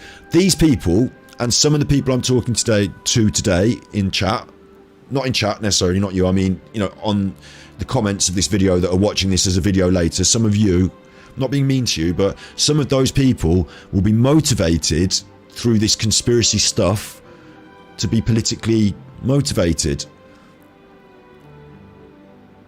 It might be Brexit,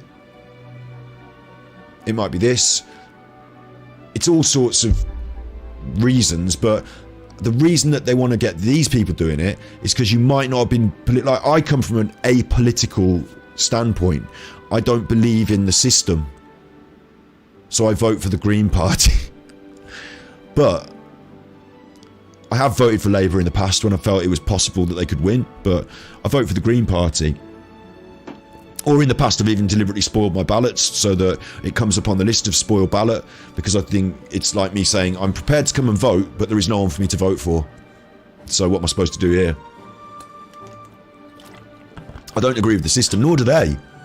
But now they've got someone who they can get behind, who they can agree with, who they can vote for, and the irony is they're being motivated to engage in the system.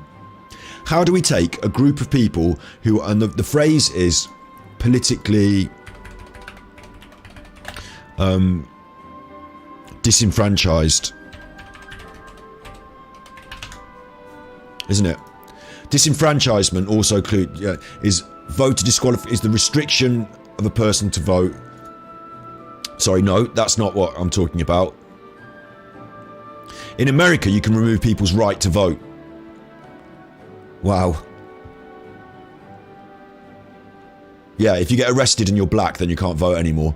But that's not exactly what I'm talking about. I'm talking about, like, the youth, for example. Here is a good example. This is from the website YouGov, which was put together by Nadhim Zahawi, who is now the Chancellor. So if you want to influence the political conversation, here's another way of doing it. You start a website that creates polls and puts up statistics, and they influence the political conversation, and you can influence what conversations are had, what questions are asked, who you ask, so what kind of responses you get, and you can just fake all this shit and make whatever you think's important. Nadhim Zahawi. But look, they feel their votes don't matter, it says here. They're disenfranchised. They're not bothered about voting because they think it's bollocks. So those people are not going to vote. How do you reach those people? Look, this one's rolling a spliff on the picture. That's who we're talking to. We're talking about the hippy dippies.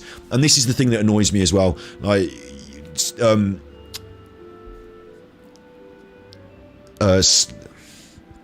was going to say sniper penguin. Squirrel sniper, sorry. Squirrel sniper, spliff patrol. They'll get what I'm saying here. They'll know what I'm talking about. There's a lot of people who are great people.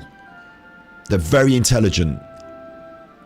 They're very capable, and they can contribute huge amounts. not just to society, but to individuals, to groups, whatever. They're great people. And because we sometimes, I'll say we in this, I'll quite happily say we, don't adhere to the social norms of wear a suit and a tie, because we're happy to have our conversations in a field while we're smoking a reefer instead of round the office table, because we're not going to turn up at 9 a.m, because we're disenfranchised. It doesn't mean we're not capable people, but we get tired with this brush. When you see this is a great example, is the movement to legalise cannabis. Who would want to legalise cannabis when you have a march and all the people that go on the march have got fucking dirty dreadlocks and they smell bad and they're the hippies and they haven't got a job, and one of them's fucking riding a pony and the other one's a gypsy, and like, do you know what I mean? You put that group up, like you create that image, and remember, we're talking about, this is why this picture is on YouGov, isn't it? This is why this picture's on YouGov. We're creating marketing images again. It might be that doctors and lawyers and people who wear suits are actually politically motivated to agree with the idea that cannabis should be legalised, but they don't feel comfortable walking in that group even. And I suppose we have to take some of that on board. I have to say, look, if I want them to see me in this way, maybe I should stop showing themselves. I don't know. This is why, one of the reasons I used to have a Mohican and all the piercings in my face. I don't want to be seen and judged in that way. I want to be taken seriously. So in other ways, I denigrate myself for smoking on the internet. I think it's a silly thing to do. Just because we're disenfranchised does not mean we're disengaged. Yeah, exactly. But what it does do is it makes us delegitimized in the eyes of the normies. Because if you want me to convince someone that legalized weed is a good thing, and we're all fucking playing bongos in the field and leaving a load of rubbish around, and we've got dreadlocks, but they're not dreadlocks because I'm not actually Afro-Caribbean and my hair doesn't form itself into those locks through curly growth and hydrogen bonds. Actually, I just haven't washed my hair for 10 weeks. If it's that, then you're in a box that's got a marketing line drawn around it. You're a hippy dippy. And so your ideas about what's socially productive or economically viable or criminally progressive, they don't count. What we need is for these people to be taken, for us disenfranchised people to be taken seriously, is for us to not appear to be fucking totally disenfranchised. I don't know how to quite explain it, but do you know what I mean? It kind of delegitimizes us, and they're doing it to us here. I feel more happy sat with these three people than I would do sat with Nadeem Zahawi and Boris Johnson. I'd feel much more happy sat with them, and I look like that. And we're disenfranchised. We don't want to sit with Boris Johnson, so we're not in the political game now. We're not in it. So, 2 points to make. This is important because it's not chemtrails, but it's talking to the people that are, involved, who care. It's talking to the people who care. Is that we need to do two things, I believe. Is that we need to, as a group, be seen more legitimately. And maybe it means sometimes, you see the leaders of the vegan movement, the leaders of the conservation movements, some of them have been up in trees doing protests, and others have been wearing suits, arguing cases. We need both. I think we need a bit of everything, and it's fair to say maybe we should all look in the mirror a bit and straighten up and fly right a little bit, because these things are important. But another thing is we need to become legitimately franchised. Not disenfranchised, but we need to become, we need to feel that we can vote and get behind something. And, I think more and more in the future climate change is the big key, because the governments can't hide it and they can't regulate it and control it. But climate change will lead to more and more normal people agreeing with these sort of people on many, many issues. So I think the Green Party and the future of that, might be part of it. Certainly, we need to become, in some way, heard, yeah? And then, so heard as in listened to, not heard as in the bewildered herd. And so these ideas are going through our minds as the counterculture. That's why we're protesting. That's why we're en masse having, lots of different, it might be animal welfare, it might be human welfare, it might be climate change, but it's why en masse, it might be legalisation of cannabis, it might be I don't want to be criminalised, thank you very much. I live in this country too. Don't want to be criminalised. And some of the money I pay for my cannabis goes to fucking criminals, and they end up human trafficking and doing bad things. I'd like it to stop. I'd rather buy it from a legitimate source, thank you very much. And, you know, have my tax money go to blowing people up in Afghanistan. Or something better. So what we need is to make this group of disenfranchised... I mean, it's even, look, it's on the YouGov website. They're aware of it. We need to make this group of disenfranchised people... We've got the data journalists working on it, franchised, and we want them to vote, don't we? That's what we want. And from us, for Squirrel Sniper, for Historian, for, you know, you in chat, I'm hoping, like, even though we can sometimes be on different sides of a coin, I'll say, rather than an argument, a coin, you know, we're part of the same coin. We might have a different idea about chemtrails or about the shape of the earth, but what we need to do is get together and fight the big power so that we can gain control of these things in our lives that are taken away from us by these big powers. And at the moment, we're seen as a disenfranchised counterculture that can't even organise ourselves, except to maybe protest, and they're shutting down our rights to protest. So that's an issue. It's an issue to us, and it's an issue to them. So what they've done, YouGov and Donald Trump, is they've mobilised that counterculture. They've used their money to buy influence online, and you don't have to be an online influencer like, I don't know, name your favourite influencer. Name an influencer. I can't think of an influencer now, but, you know, an influencer. It doesn't have to be an online influencer, a shill that you pay, but it can go through that other mechanism, can't it? It can go under the radar. It can go through the call centres. It can come from a grassroots. In chat now, I'm taking it for granted that you people that I'm meeting and you people that I'm getting to know over time in our chat, I'm taking it for granted you are who you say you are. Kim Petras is your favourite influencer, that's a good one. You know, I'm taking it for granted. Oh, me, I'm the influencer. I take it for granted that you are who you say you are. And some people I do, you know, see more of their lives. I know that, you know, I trust you. I'll put it that way, I trust you. But I don't want to pick on anyone specifically, but somebody here could be a false actor. I can't verify, unless I can go around their house and, like, you know, thumbprint them on the scanner and, like, see that they really are who they say they are. How do I know? I have to go on trust, don't I? And so I will say, because we're on the BBC looking at the chemtrails. So if I go on the BBC right now, and here's one about UK politics. It's got a comment section. Not all of them have comment sections, but quite often the BBC want to offer a comment section, an open forum for discussion. But the BBC, running their website about news, are not particularly good at moderating their open forum for discussion. They'll get rid of anything that's rude or anything that's racist, but they don't know who these people are and what they're saying and why and who's upvoting it and how many of these people work in a call centre in the Philippines, paid for by the right-wing governments of our time. They don't know. So when you go down something political and you see a comment section, today, 6 hours ago, this was posted. I want to find something a bit more recent because I want to show you how silly this gets. 8 hours, 5 hours, 8 hours. Where's a recent thing with, because they haven't all got comments. Okay, that was one of the more recent ones that has comments, but maybe I can find one here that has comments. No, okay, we'll go to that one.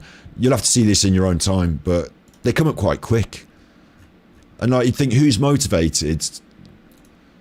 Like, this is a side arm of a sidearm, isn't it? This is the BBC News website, so a lot of people don't look at the website, they just listen to it on the telly or whatever. So the people that are motivated to come on the website, a bit like people use YouTube, I suppose, don't they? There's quite a few of them, but we've got 28,000 comments here in the 6 hours. 28,000, that's a lot of comments. Like, if you look at the popular YouTubers, 28,000 is a lot. Sorry, 2,800 is a lot of comments. You're an alien. At least you're admitting to it. And you're MFI. I'm flat pack furniture. I am anyway. Whichever one that is, can't remember now. But anyone could be anything, couldn't they? I mean, we trust each other. We trust On YouTube, it's a bit different because you're more here more consistently, aren't you? But then someone in office can be there consistently. It can be their job. I don't know. Some of them, I'm not going to name any particular people, but some of you, you know, you've got even channels of your own and you can be seen talking. So I trust that that's who you are. But it's worth thinking here. It's totally different. Who's grrr? Who's Pete? When you do yourself a username on one of these things, do you call yourself Pete or grrr? Or do you, when you've got like 10,000 usernames that you've got to quickly log into and log out of and comment on and thing, do you just start using really short, really, you know, whatever usernames? I don't know. Some of these seem a bit, even just the usernames seem a bit strange.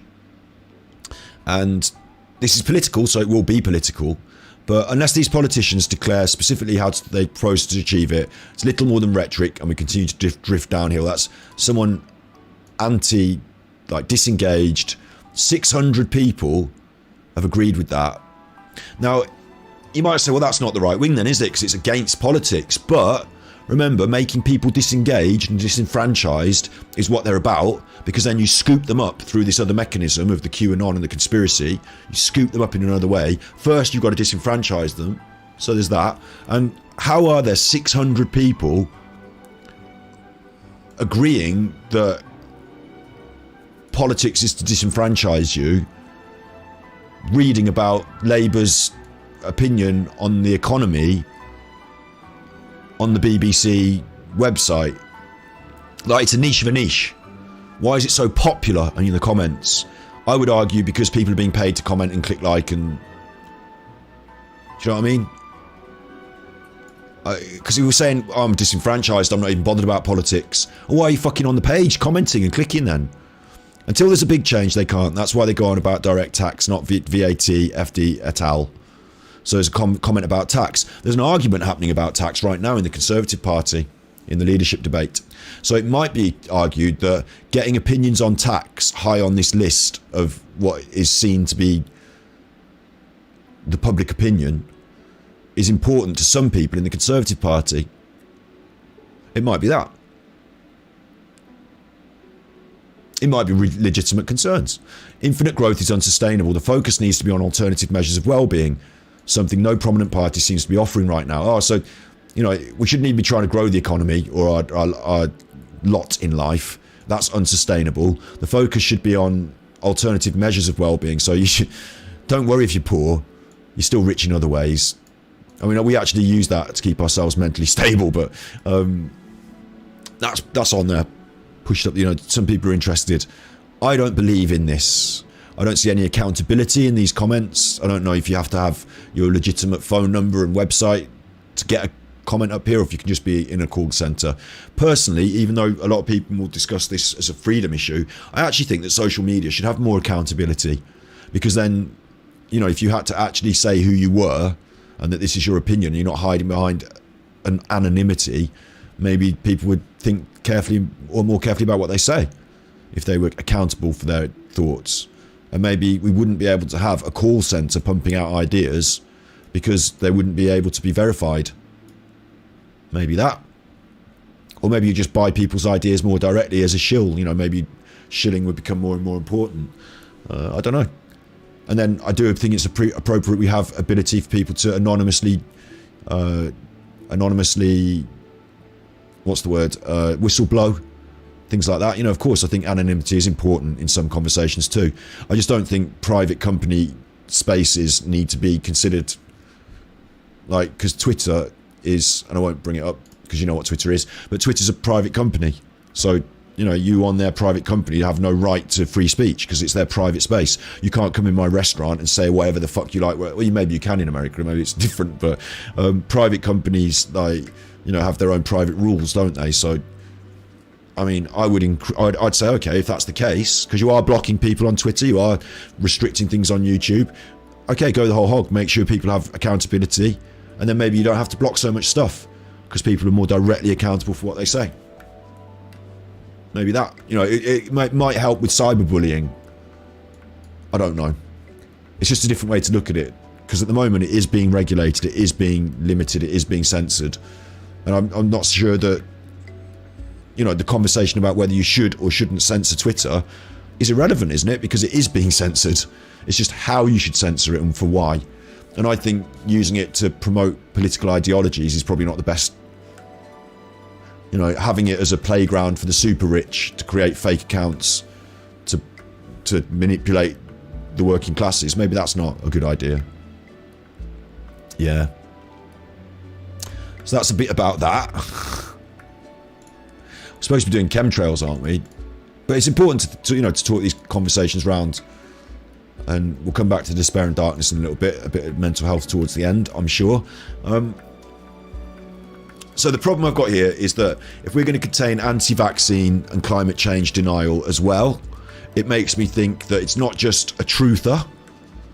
And I'm down for the truth. We're down for the truth. Witness the fitness. I'm down for the truth. Yes.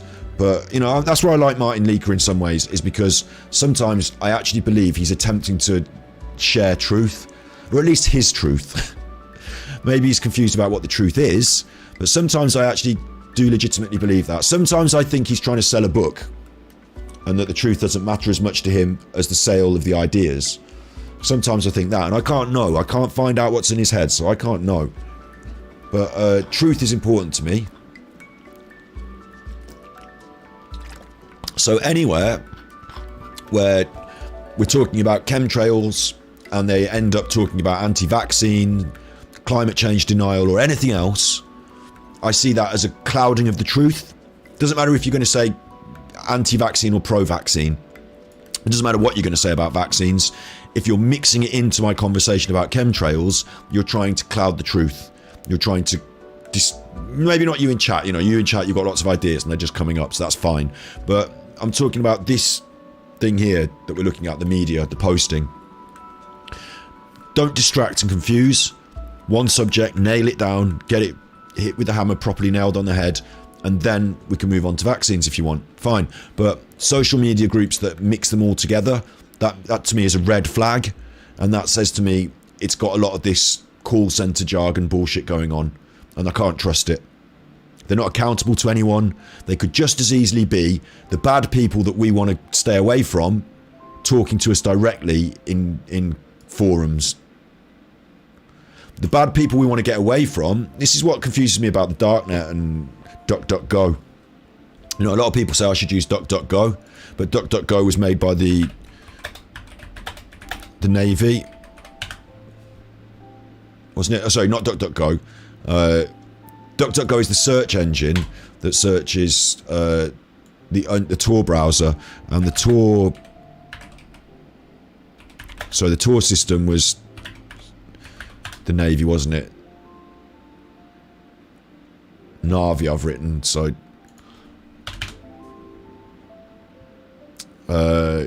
United States Naval Research Laboratory employees, mathematician Paul Siverson and computer scientists Michael G. Reed and David Goldschlag created the principles of Tor onion routing in the mid-90s to protect American intelligence communications. So the idea that I should use their services to be a bit more like open-minded on the internet is a bit bizarre to me. I want to stay away from that because it was run by the United States Navy research to protect the American intelligence services. I don't know. You got a lot of interest here and interesting things in chat. Again, it's for me, it's in chat. It's interesting, but it's too much for me to deal with right now. Maybe we have to do a whole episode on it. But interesting points there from Squirrel Sniper and stuff. I'm glad it's being recorded above my head, so we can always look at it and go back to it. So there's all these things I was talking about. The minute it gets all confusing, the minute it gets mixed in together, I don't want to look at it anymore. They're saying that social media groups contain anti-vaccine posts and all that, and that the rise of that QAnon conspiracy during the Trump presidency threw conspiracies up about contrails as well. So now we're saying, and there's a good point, that these focus groups that are pumping out crap on the internet for Donald Trump, for Boris Johnson, for the Russians, for the Chinese, that are there to fuck up our brains, they're pumping out chemtrail stuff as well, because any other conspiracy they can get their hands on and pump out, they can mix in. Any other flavour will draw in another... Yeah, mix it all in. Go. Absolutely. It's open season for that.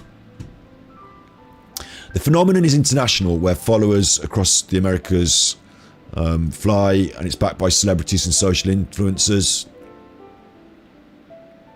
So everyone's talking about it on the internet. What's the truth? Now we're going to get to something, right? We've been through, and it's coming right. I should have said this in this episode. Oh, there's going to be some big stuff at the end. But there really fucking is. There really is. And it's 2 hours 20. It's fine. We're going okay. But we're going to get something massive now. And to some people, it's going to blow their minds. And it's a problem.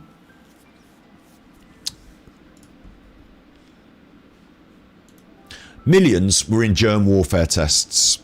The Ministry of Defence turned large parts of the countryside into a giant laboratory to conduct a series of germ warfare tests on the public. A government report just released 20 years ago, 2002, but still modern times.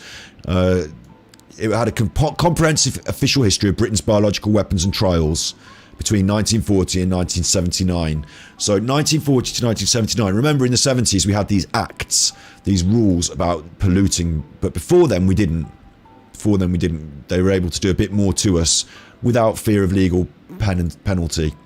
And what they did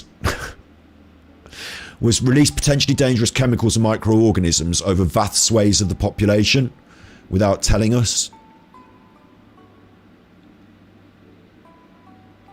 The fluorescent particle trials reveal how between 1955 and 1963, planes flew from the northeast England to the tip of Cornwall along the south and west coasts, dropping huge amounts of zinc, cadmium sulfite on the population.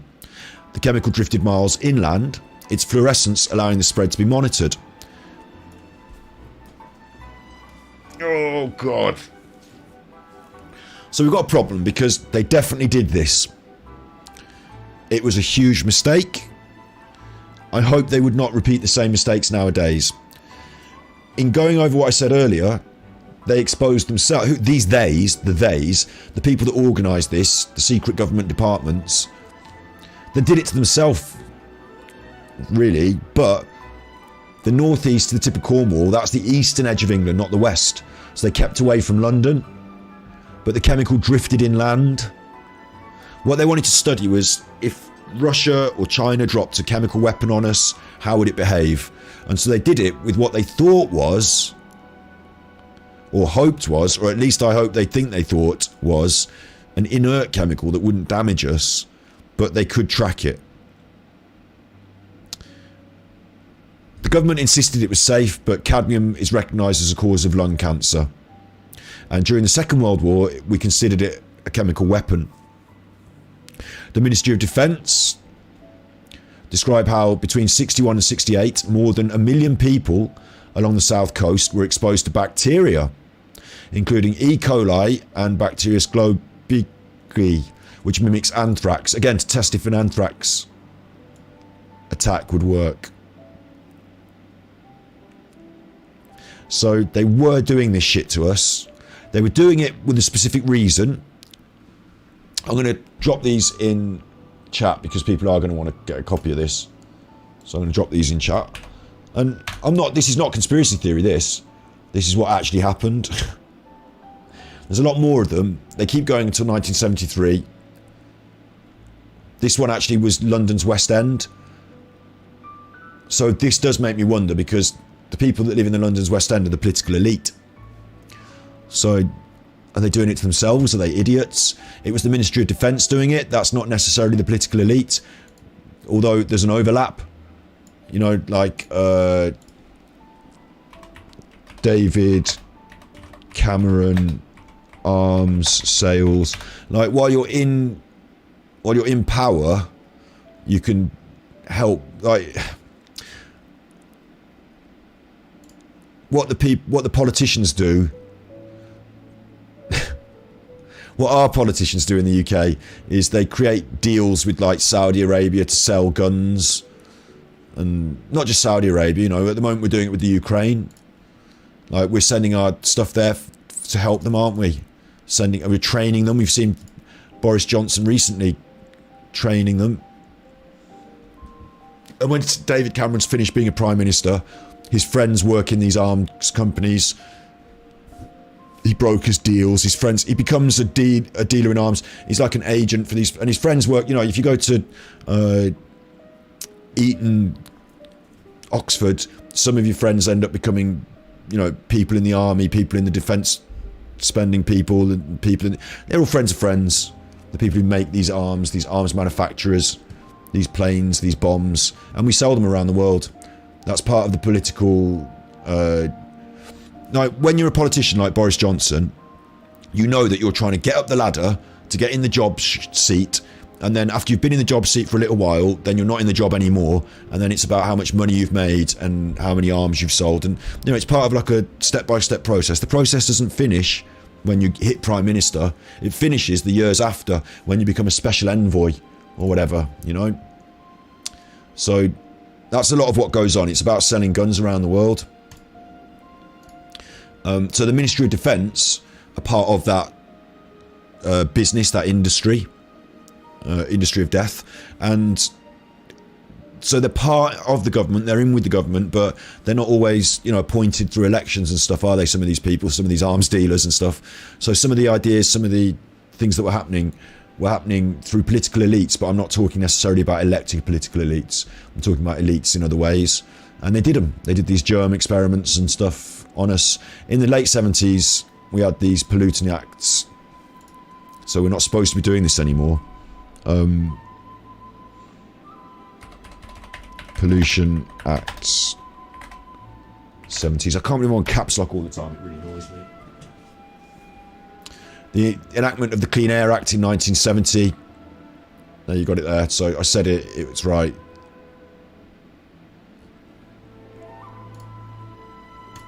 So that's that. That was in the UK. In 1950, San Francisco was sprayed with a chemical agent. So this is quite big, isn't it, really? Like, this is quite big.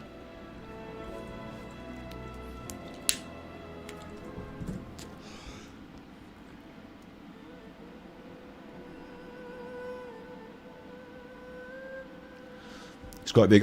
Since Isabella's talking about the puppy and we're talking about this big stuff, before I look at this last one, let's have one more look at the doggy having his haircut, because it does get you down, doesn't it? And it's not worth, like, this stuff that I'm talking about at the moment happened in the past, and then some of the stuff that you might think, it spills out.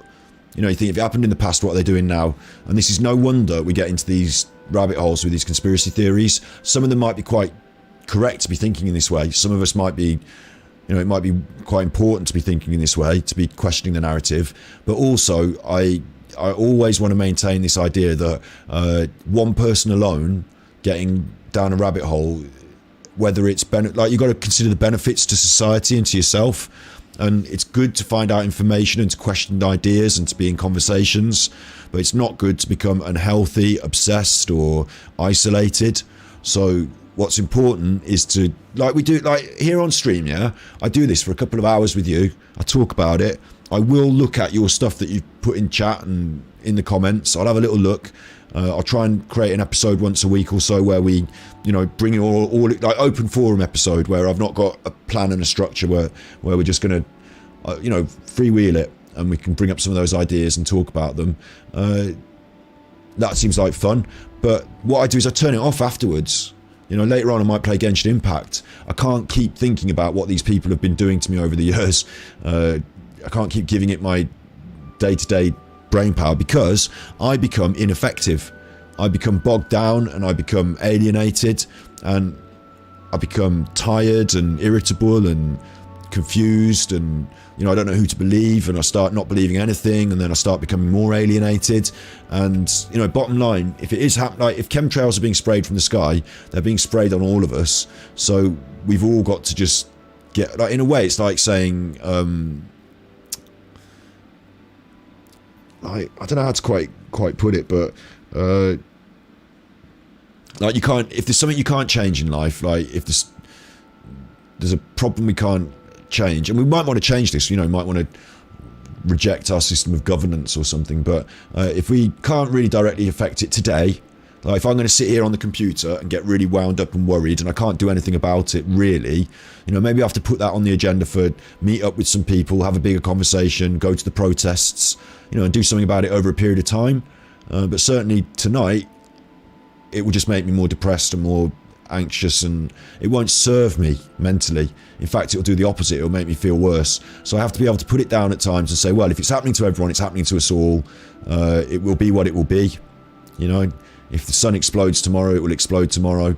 It will be what it will be. And I've actually got to get on with doing some cooking, having some dinner, chatting to some friends about other topics, enjoying myself, being entertained, maintaining the dog's haircut or whatever it is. The wisdom to know the difference between what we can change and cannot. And I would also say that it's fair enough to say, oh, hang on though, some of these big things need changing and we're going to do it together. Yeah, we are. Yeah, fair enough. But not in one go overnight.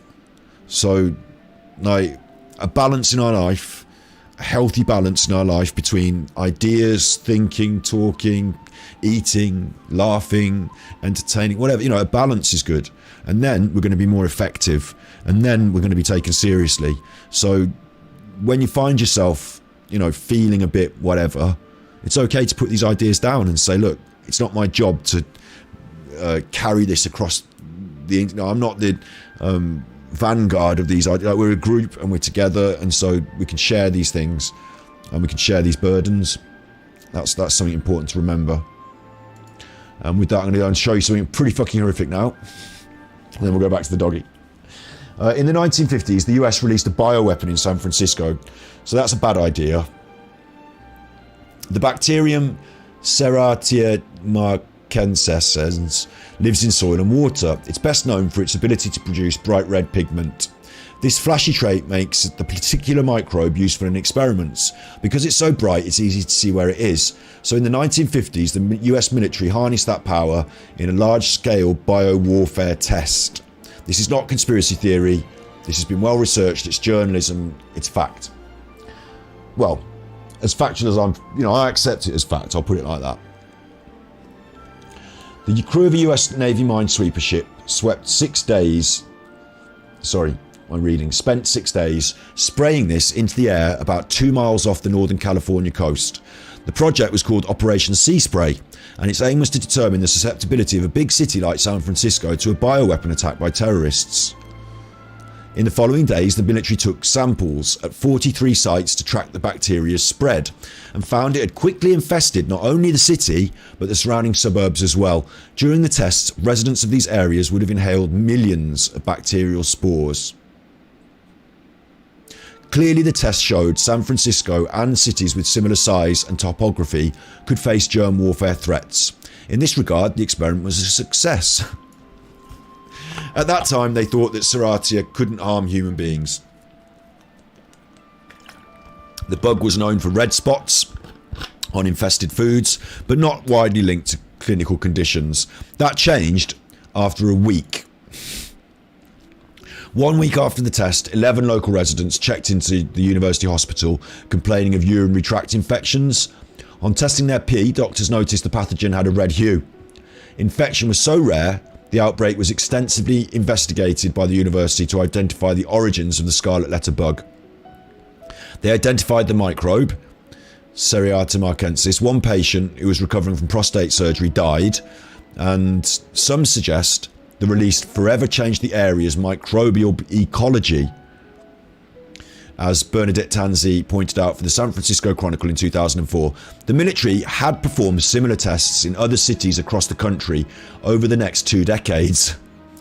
So that wasn't enough for them. A couple of deaths. Remember what I said earlier? I don't think it matters to them if someone died of prostate problems. It's minor numbers. We're finding out about important warfare. You could all die if the Chinese let a microbial bomb off. So we need to know about this. That was the argument. The military performed similar tests for the next 20 years. The San Francisco experiment didn't become public knowledge until 1976, but it was stopped. I've read into this a little bit. It was stopped by Nixon. Nixon said, hang on, fuck this. I'm not having that. So they stopped it. Which is weird, because you would think that if the presidents are all in on it and they're just glove puppets and, shills and whatever, why would they stop it? Why wouldn't they just keep it going and change the name and tell you it was bollocks? Turned out they've done this in the past. So it is a worry.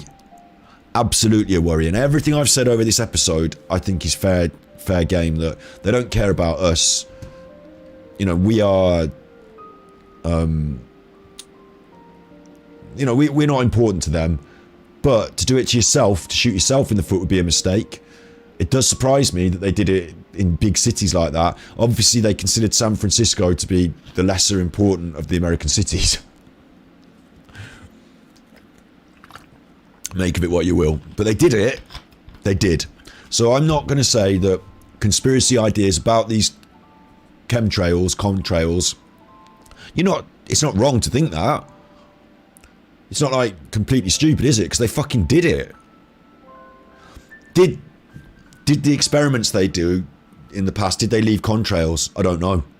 They might have just sprayed the bugs from a lower height with a different aircraft. They certainly didn't have the modern aircraft we have now. It was the 50s. So maybe they just did more like crop spraying. I want to get into a few things before we go, because I do want to say these things. Crop spraying, we know that you can go out with an aircraft and spray over the crops, can't you? Like, they water them, they use the pesticides, and in big open spaces like Australia or other places, they use these crop sprayers to do a big area in a short space of time. Of course, that plane can't carry that much fluid. Has to keep getting refueled.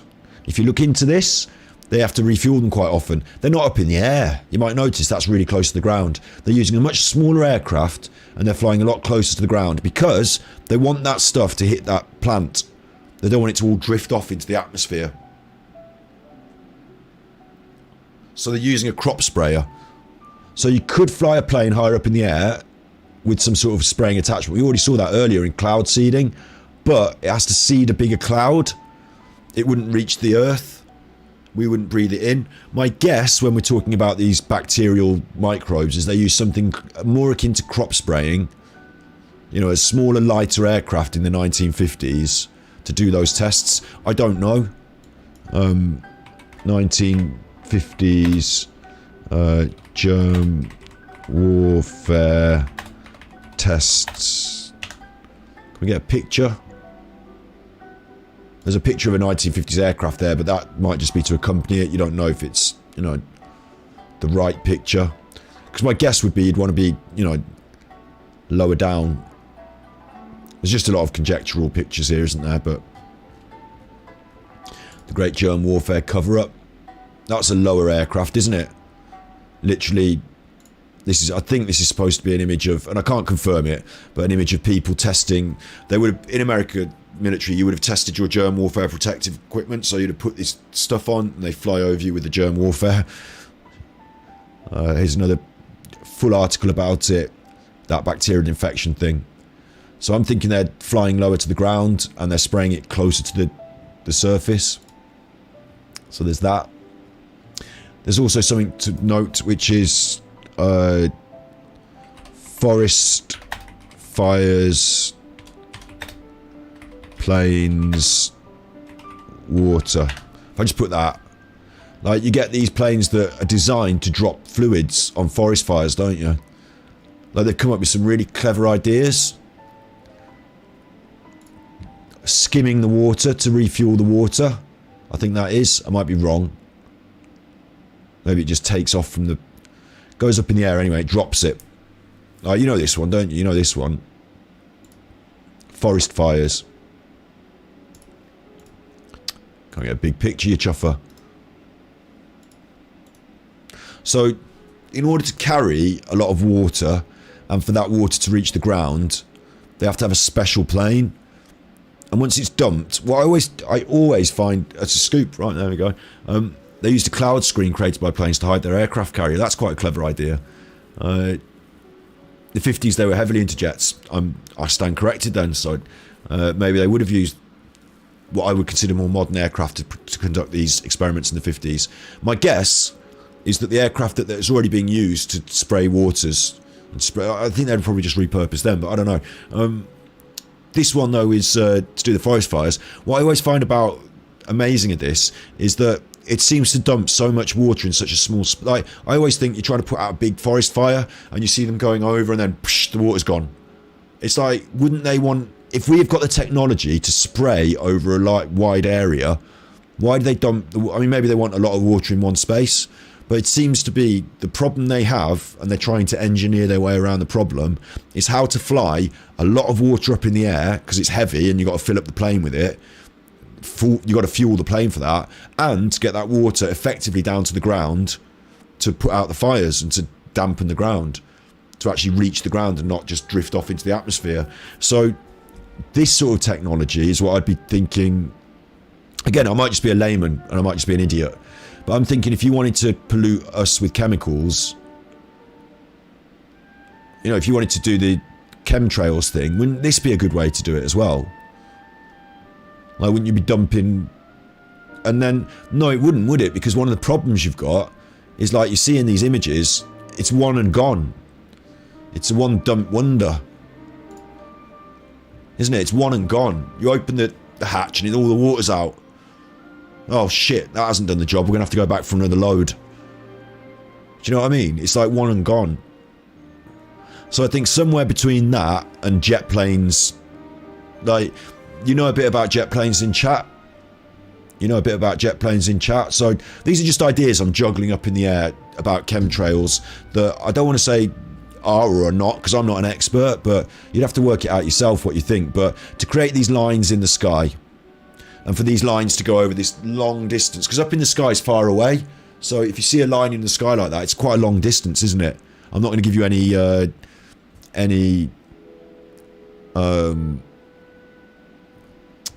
not going to give you any measurements because I can't, but you know that's a long distance. So how much water or fluid or whatever it is, or chemical, it's got to be a fluid chemical, hasn't it? It can't be a powder, because you can't just drop a powder out. We know that. Or maybe it has to be a powder. Maybe it has to have enough density to fall through the atmosphere, but it's not falling. It's forming these clouds. So whatever it is, the red stuff's called Phosgene apparently, I don't know. Could be chuffing bacteria for all I know. But whatever it is it's staying up in the air and it's creating this really long thing. They're saying it's coming from the jet fuel burning off. Well, we're going to have enough jet fuel on the plane to keep it going, that's for sure. And they're saying when it burns, it creates this water vapour, which we know is mixed in with the jet fuel by mistake through the process of how it works. And then little soot particles also, we know that that's going to happen if you're burning. Carbon dioxide, soot, all combined to make these little clouds. And that's how we know clouds form. Like if we did an episode about cloud formations, we'd agree on that. So what I'm questioning is how much water you have to have and where it has to go on the plane. Because we're saying this is happening from not a crop sprayer like this, designed to carry water and spray it over an area, and that's only a field. Now once that's done like 6 fields, it comes back in for refueling. That plane can't do, and that plane can't do it. That's one and done, splush. One and done, splush. So we're looking at something that can do this, and we're saying that it has to maybe be a jet. So if we're saying passenger jets, there aren't that many jets up in the air. Passenger jets, like there aren't that many, are there? Like there's these sort of aeroplanes. You'd have to tell me in chat what you think, but I think I'm about right in the money here. That there's these sort of aeroplanes, be it an Airbus or be it a whatever, a Boeing. They're taking people on their holidays. You've got your private jets, and you've got your military jets. I suppose super tankers, yeah, you might have like commercial shipping jets. I can't think of many other, I can't think of many other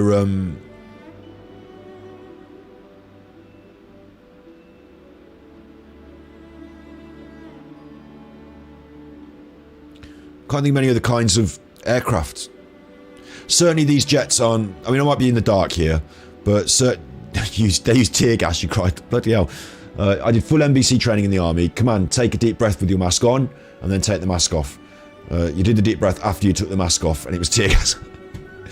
But yeah, like if you're in this jet, oh, that's the question to me as well. If you're releasing this gas, do you breathe it in the aircraft? Is it dangerous to leak? But if you're in this jet and you're releasing this fluid, where's the fluid being stored on the aircraft? Because we have to store the people, we have to store their bags, we have to store the fuel for the aircraft and the backup fuel. That's what I know fits on the aircraft. I'm pretty sure I've seen, you know, plan of the aircraft. Look, I'm pretty sure I know and can make sense of that in my brain. That's where all the stuff goes. So now you're telling me that you've got to have enough water for this, and this is miles of it, and that most planes, when they drop water, one and done. It's hard to moderate the water to come out at a slow, gentle trickle. And I don't know how slow and gentle it would be, because you'd have to see it in the air still. It has to come out. So maybe it's somewhere between that and this, but it's one of these. So this is where I start to find it really hard to add up. I can see the things in the sky, yeah. I can see the things in the sky. They look like little clouds coming off the aeroplane. But what I don't have is extensive aviation engineering knowledge to know how much fluid a plane can carry. And I don't think many people who believe in contrails do either, do they? Oh, not many. There's a few in our chat that know a little bit about airplanes. I just want a big picture of a fucking airplane. It won't give me a big one. Tools. You know that problem when all you want is a big one and you can't get a big one. God, look at the little dog. He's having his haircut. That's much better. Where's my relaxing music gone? You know when you just really want a big one and you can't have a big one.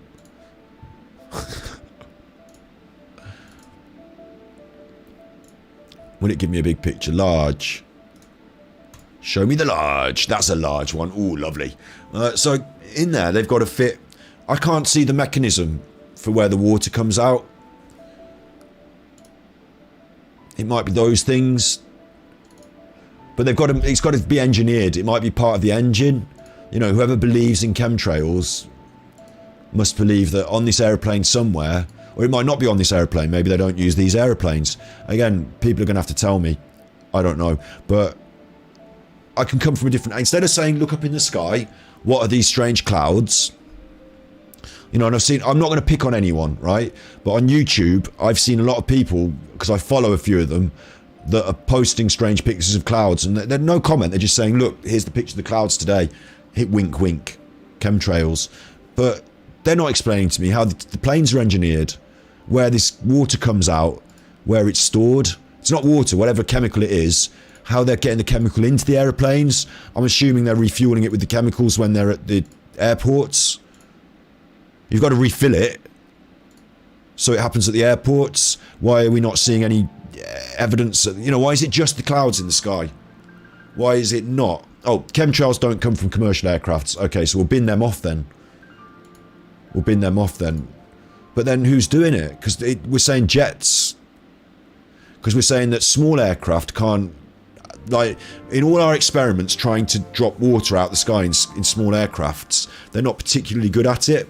What they can do is seed clouds through kind of debatable mechanisms. And we can debate that. We can do a cloud seeding episode maybe, because that can be the only thing I've so far found that I agree we could say happens. But somewhere between this and this, smaller aircraft or a jet. But whoever's doing it in whatever kind of plane, so now we won't look at commercial jets, we'll just look at jets. I mean, military then, yeah? I mean, I don't know what those planes are up in the sky. I can't see that far. I can see them. I can see to the sun. The sun's far away. I can see as far away as the stars, and they're really far away. But if we're doing one of these jets then, tools, size, large. Only if there's any with actual contrails coming off. That one's got all rockets going off in the sky, so that's not what I'm talking about. There's one. That'll do. I mean, that might not even be a real picture. That might be fake. No, it might be real. I can't really tell, can I? But the contrails appear to be, in this one, assuming it's real, contrails appear to be coming off the edge of the wingtips. So they must have some sort of mechanism, because when you see them in the sky, when you see planes doing contrails, you can see that with your own eyes, with the naked eye. I'll put chemtrails. Just put that, and I'll put images. I know it's Google, but like first one, first image. Oh, that's from the BBC, so might not be a good one. But I'm trying to find a non-doctored image, just a straight up standard that we all recognise. It looks a bit like that in the sky, doesn't it? So where's it coming from? Well, to me, it's coming from those engines.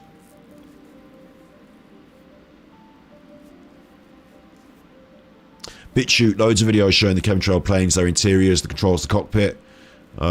Drop some link in. Okay, we'll find some of them in some time. We'll probably do a further look at this then, and I'm quite open to having you bring giving you time to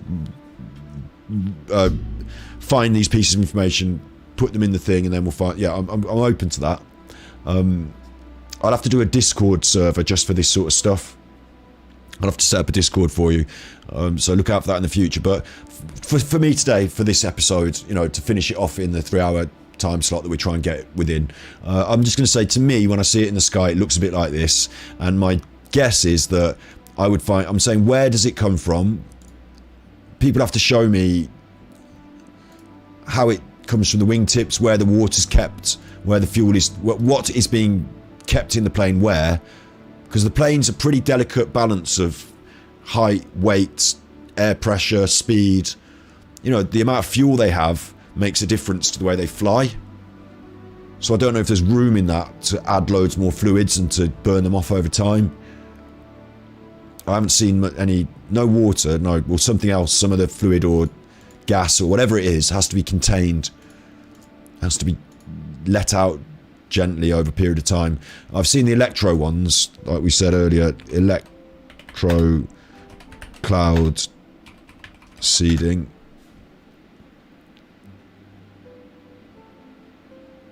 There's my images. We had a look at these earlier, but they were being done by little drones or light aircraft with this array of it's quite distinctive, this electric cloud seeding array. And even when they were using flares, they were firing metals into the air. Again, it would have looked, quite distinctive, I guess. So I do agree we do cloud seeding, and I do agree they do it with equipment, but I'm not sure when I'm looking up at the sky and seeing all those contrails that's what that is. That to me looks like a lighter aircraft as well, and we were saying jets, or somewhere between, or something, clouds with silver iodide lining. Yeah, we don't want that anymore, thanks. And now we've got electric cloud seeding drones. So I'm prepared to agree with that. I haven't seen one in operation with my naked eye, so I don't know, but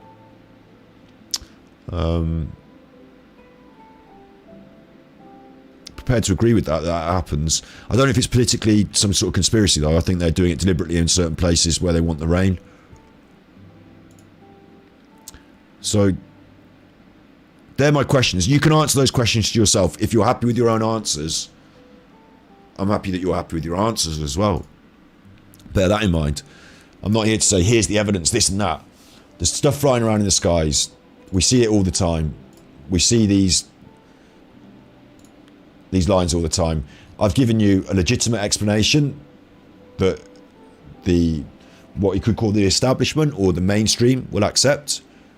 I've talked about why I'm worried about ideas that are shared on the internet in general, one side or the other.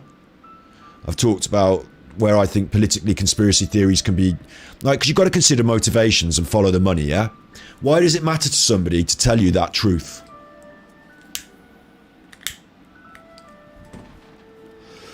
Is it a chemical in the sky, or is it a cloud, or a cloud seeder, or just the water vapour?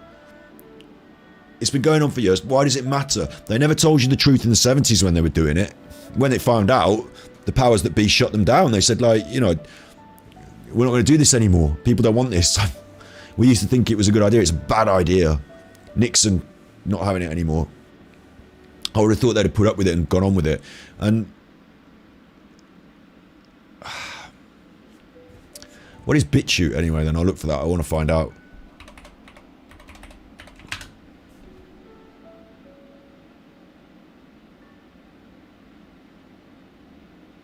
Oh, it's like YouTube but without... It says it's accommodating far-right individuals and conspiracy theorists, and that's a worry to me, is that the conspiracy has to be factored in with the far-right. It often is. You know, often the political or more odious ideology. You know, we're talking about free speech, so the freedom to talk about conspiracies is one thing, but the freedom to be racist is another, and they seem to get put together, don't they, sometimes? So, yes, there'll be less censorship. Yes, I'd agree with that, less censorship. But sometimes censorship isn't necessarily a bad thing. Like, we're talking about moderation rather than censorship, I think, on YouTube.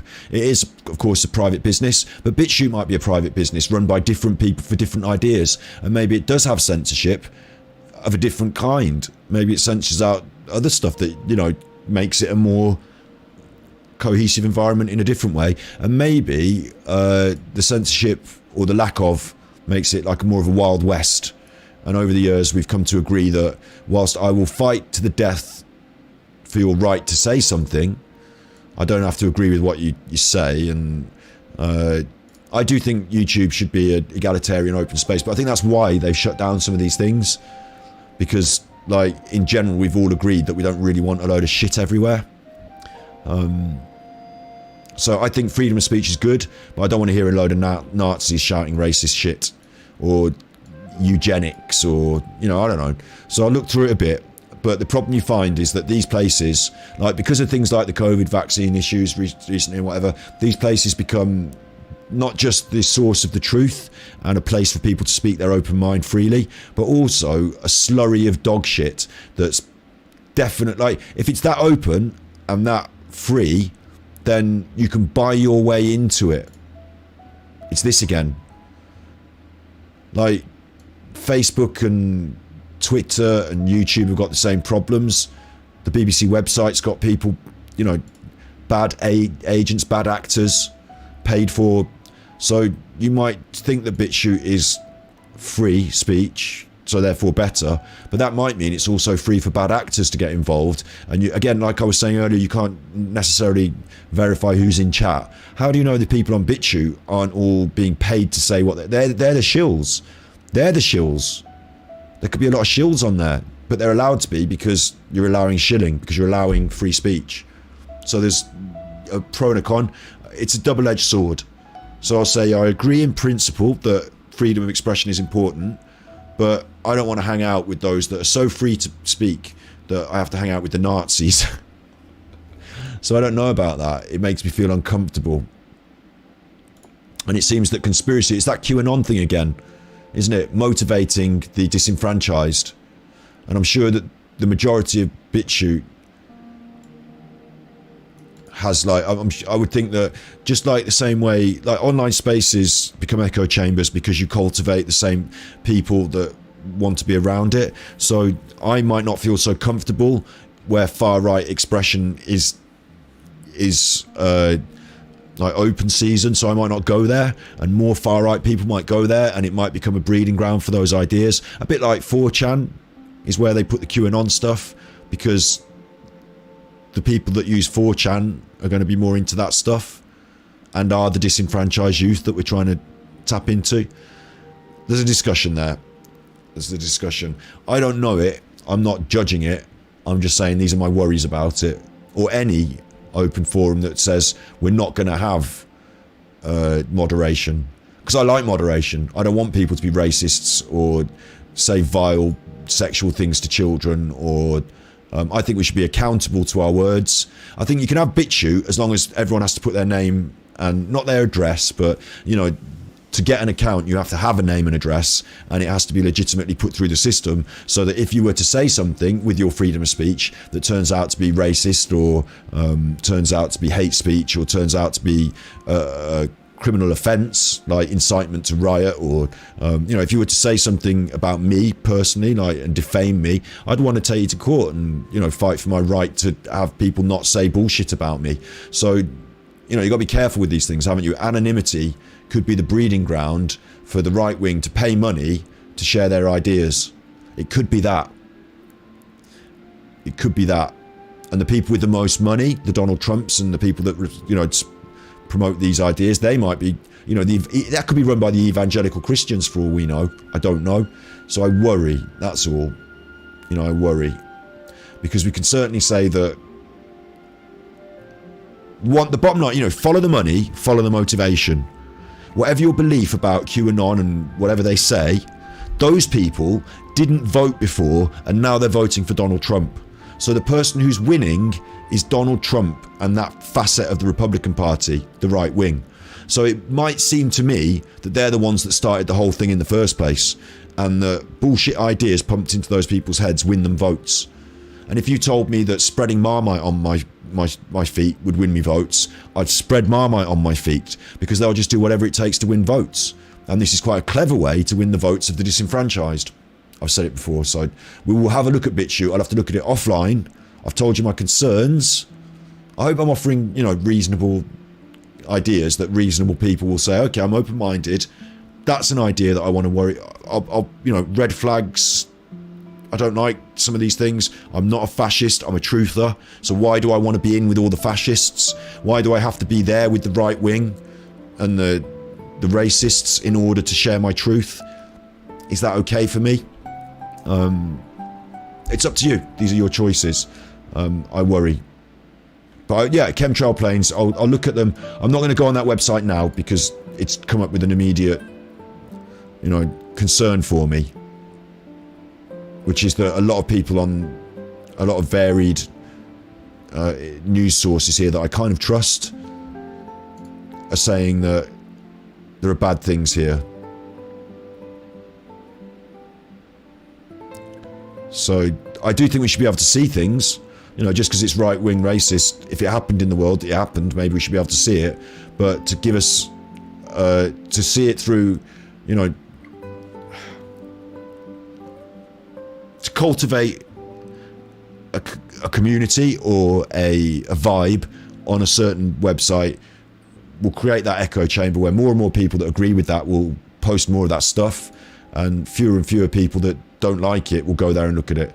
So it will create a distortion effectively, and it won't be completely, even if you agree with some of the things that are on there, the platform itself creates distortions in the same way as YouTube and Facebook does, simply by merit of its policy of being completely open-minded to the point of allowing anyone to say anything. It will create a distortion because certain people will be drawn to that and other people will not.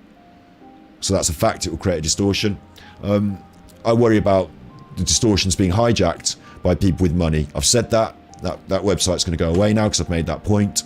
Chemtrails, what's the truth? I'm not going to tell you that they said this is a lie and this is a thing and this is a lie. There are lots of different ideas here that we could say, oh, and they're going to say these ones are conspiracies and here are some conspiracies. So I've done the things that are truths. I'm not going to bring up their conjectures. Okay? Because they're saying, some people say it's chemtrails. The British airline pilot says there's no evidential basis. It's just two people's opinions butting heads. It's not going to change your mind, is it? But someone said here, the distraction of these false theories detracts from what really matters and from the areas we believe should be further studied. So that's quite an important thing to me. Because we're talking about climate change. It's not secret chemicals, but radiative forcing. Because contrails create radiative forcing. So actually it is a negative impact on our, you know, flying all these jets, burning all these fuels has a negative impact on our environment. So there is something that we should be talking about, which is the effect on climate change. And that is a really important point at the end, because a lot of the far right and a lot of the Donald Trumps and whoever don't want us to worry about climate change. They want to make their money the way they're making it. A lot of the big powers that be that own petroleum companies, climate change is a bad thing for them. They don't want us protesting and having green energy. We should get together on that, and we can all agree that contrails or chemtrails, there's a negative, net negative. So we should all just get together and support the reduction of the air traffic in our skies, shouldn't we? Regardless of why. But instead, we're arguing about why. So that's a good point. That's a really good point. It might be that conspiracy theories confuse and distract us, and instead of us being a cohesive group, we end up fighting amongst each other. That might be why. It's worth thinking, isn't it? You've got to think on these other levels, because remember, we're talking about propaganda, we're talking about the internet, we're talking about powers that be wanting to confuse or manipulate you. So we're talking about these sort of things, and it's worth thinking, stepping back from any one particular issue, Contrails, Tartaria, whatever, stepping back and saying, hang on, if we push this to the letter, if I get really deep into Contrails, give me 5 years, where have I got? How does that affect Boris Johnson? How does it affect the people in power? How does it help me fight the power? You step back and look at the big picture and think, you know what, maybe it's not healthy for me. Maybe I need a nice haircut. Maybe I need to have a little wash, a brush up. Look at the difference in that doggy. Look at that doggy. Look at that doggy. That's this doggy. Still looks pretty, little scruffles.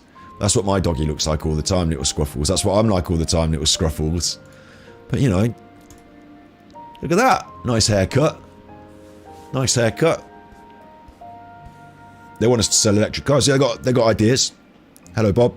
I don't know if I've had you in chat before, but yeah, that's the good point. There's only one race, and that's the human race. So I'll look up some of these other things. We'll have more chats in the future, I'm sure. We'll absolutely have more chats in the future, I'm sure. But now what I want you to do is to take on board that to be an effective part of the revolution, to be an effective thinker, you need to be healed, fed. You need to feel good. It's nice if you feel good about yourself and your life. It's nice if you feel you're moving in a good direction. It's nice if you can get out of bed in the morning and want to have a go at things, isn't it? These are all mental health things that I'm talking about here. Physical health, well fed, well rested, leads to your mental health. And a lot of this conspiracy stuff, whether it be contrails or whatever, there's no answer at the end of it. Like, I have not been able to give you a factual we've not been able to, no matter what video you show me or what, even if we go up in a plane together, it's not going to prove everything, because you can't prove everything. We have to go on trust, and some people believe this and that, and what gets in your head and what helps you sleep, I don't know. But I'll reiterate, we've all got to go to the supermarket and get our food. We've all got to have our dinner. We've all got to make sure we earn a crust. And over the next 5 years, chemtrails, contrails, whatever, they're going to be up in the sky affecting everyone equally. So if it's something that affects us all equally, like, we all just get on with it then, don't we, I guess? What more can be said or done? Some days it might really be worth putting together a really well thought out article on contrails and sending it to me so I can read it. Other days it might be worth having a nice wash, getting yourself a nice haircut, or whatever it is that makes you feel a bit more sharp and on the ball, and whatever it is that makes you feel a little sharper and on the ball. And because we're all just human animals, aren't we? We're all just human animals. We all need a bit of time, a bit of rest and recuperation, and then being in that frame of mind and not letting things spiral out of control, not letting the idea of contrails become a thing that, because they're always in the sky, the clouds are always going to be up there in the sky. Every time you look up, it's going to come up on your mind. So not letting that spiral out of control in your psyche and become something that alienates you from people or determines your daily mental health. I think that's quite important,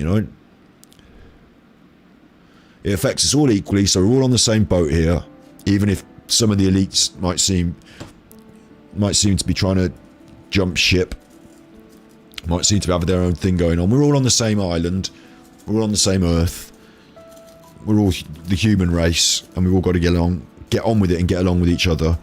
So, I don't think, if we're going to fight the power, if we're going to change the world, fighting with each other about the clouds might not be as important. I mean, it might be on the agenda at some point. It might be worth discussing it. We just discussed it for 3 hours today, and we're going to discuss it in the future, I'm sure.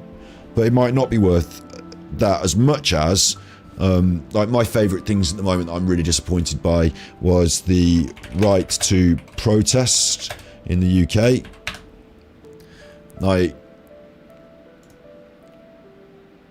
the arrests that we're having, the media representation of protesters as being something that we should be negative. Like, I want to drive my car up the motorway and they're blocking the motorway, and aren't they idiots because I need to get to the hospital? Yeah, okay, on an individual basis, I get that. Some individuals will have this knock-on effect. If you're in an ambulance and there's a fuel protest and you can't get to the hospital because people are blocking up the motorway, right, you're going to be really, really cross. You're going to be really, really cross. And the police are going to come and arrest the protesters. But the protest is about fuel. It's about your lives. It's about your health. So this collateral damage aspect of society, you have to understand that people aren't protesting so you can't get to hospital. They're protesting so your children don't have to go to hospital for respiratory illness. They're protesting so that your children have a hospital to go to and the world doesn't go to shit. Like, people care. So it's this big picture, small picture stuff. On the small picture, people were angry at the protesters. They're being shown as bad people on the media, but their motivations are good. In fact, if you sat down round the table, you'd probably prefer to talk to the people who are protesting for your well-being rather than the people who are dragging them out the streets. I fucking want to go where I want to go. So, small picture, yeah, I get it. We shouldn't be blocking up the roads for motorways. Certainly, they'd let the ambulances through. The protesters would probably choose to let the ambulances through. But, you know, how else are we going to protest against these things if we don't directly protest against the things that we're protesting against? Like, they're making an actual point. It makes sense to me that if you want to protest against cars and petrol and fuel, you might block up some of the motorways. So, somewhere in the middle ground falls the best place to be. But the UK law about your rights for protesting, Ban the Bill it was called,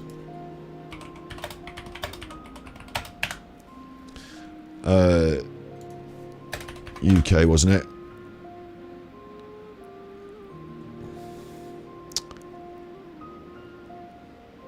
Not finding it for some reason now. Bristol protests. Kill the bill. Sorry, kill the bill. What they were. This is just a little example of one thing, you know, at the end of this episode to talk about. Because we're talking about chemtrails, but what we weren't talking about all day is that people who protest this kill the bill, jail for 3 years. She should not be in prison for 3 years after taking part in a riot maybe. Okay, violence maybe. You know, yes, that's bad. But why are people rioting and violent? Because the police were shutting down their protests. It's not just a one-off. But protesters, people who've gone out to protest about their rights are being ended up in prison as criminals. And what they're protesting about was the bill was an act to make protesting more difficult and criminal. So of course they're protesting about that. Protesting. You should be meeting in the street and protesting.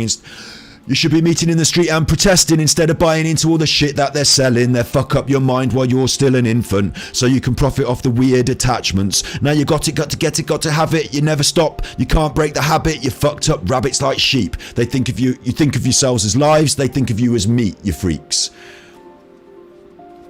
They can get you with the drugs and with the alcohol, stick you on the minimum wage or on the dole, it doesn't matter. My life is worth more than £10 an hour. I've got doubts about the system to scatter. I mean, I know the matter is great. I see my enemies are... I'm a vegan. I know them... See, I'm a vegan. I see my enemies are waiting. I know the matter is great. See, I know the matter is great. I'm a vegan. I see my enemies are waiting. Looking at you cooking while you're hating life while they're selling you the microwave lies.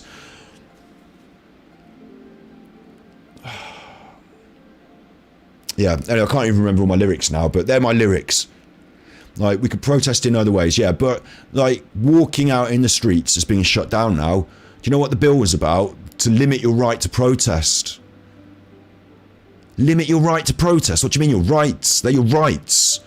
Limiting your rights to protest. So you can't make noise. So you can't have a certain number of people. So these are our streets.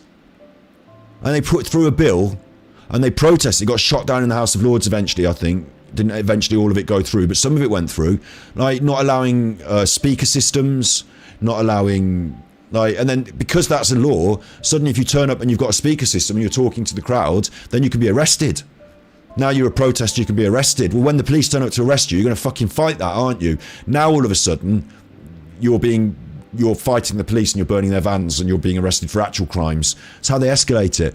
These people are normal. Look, that's an old fella.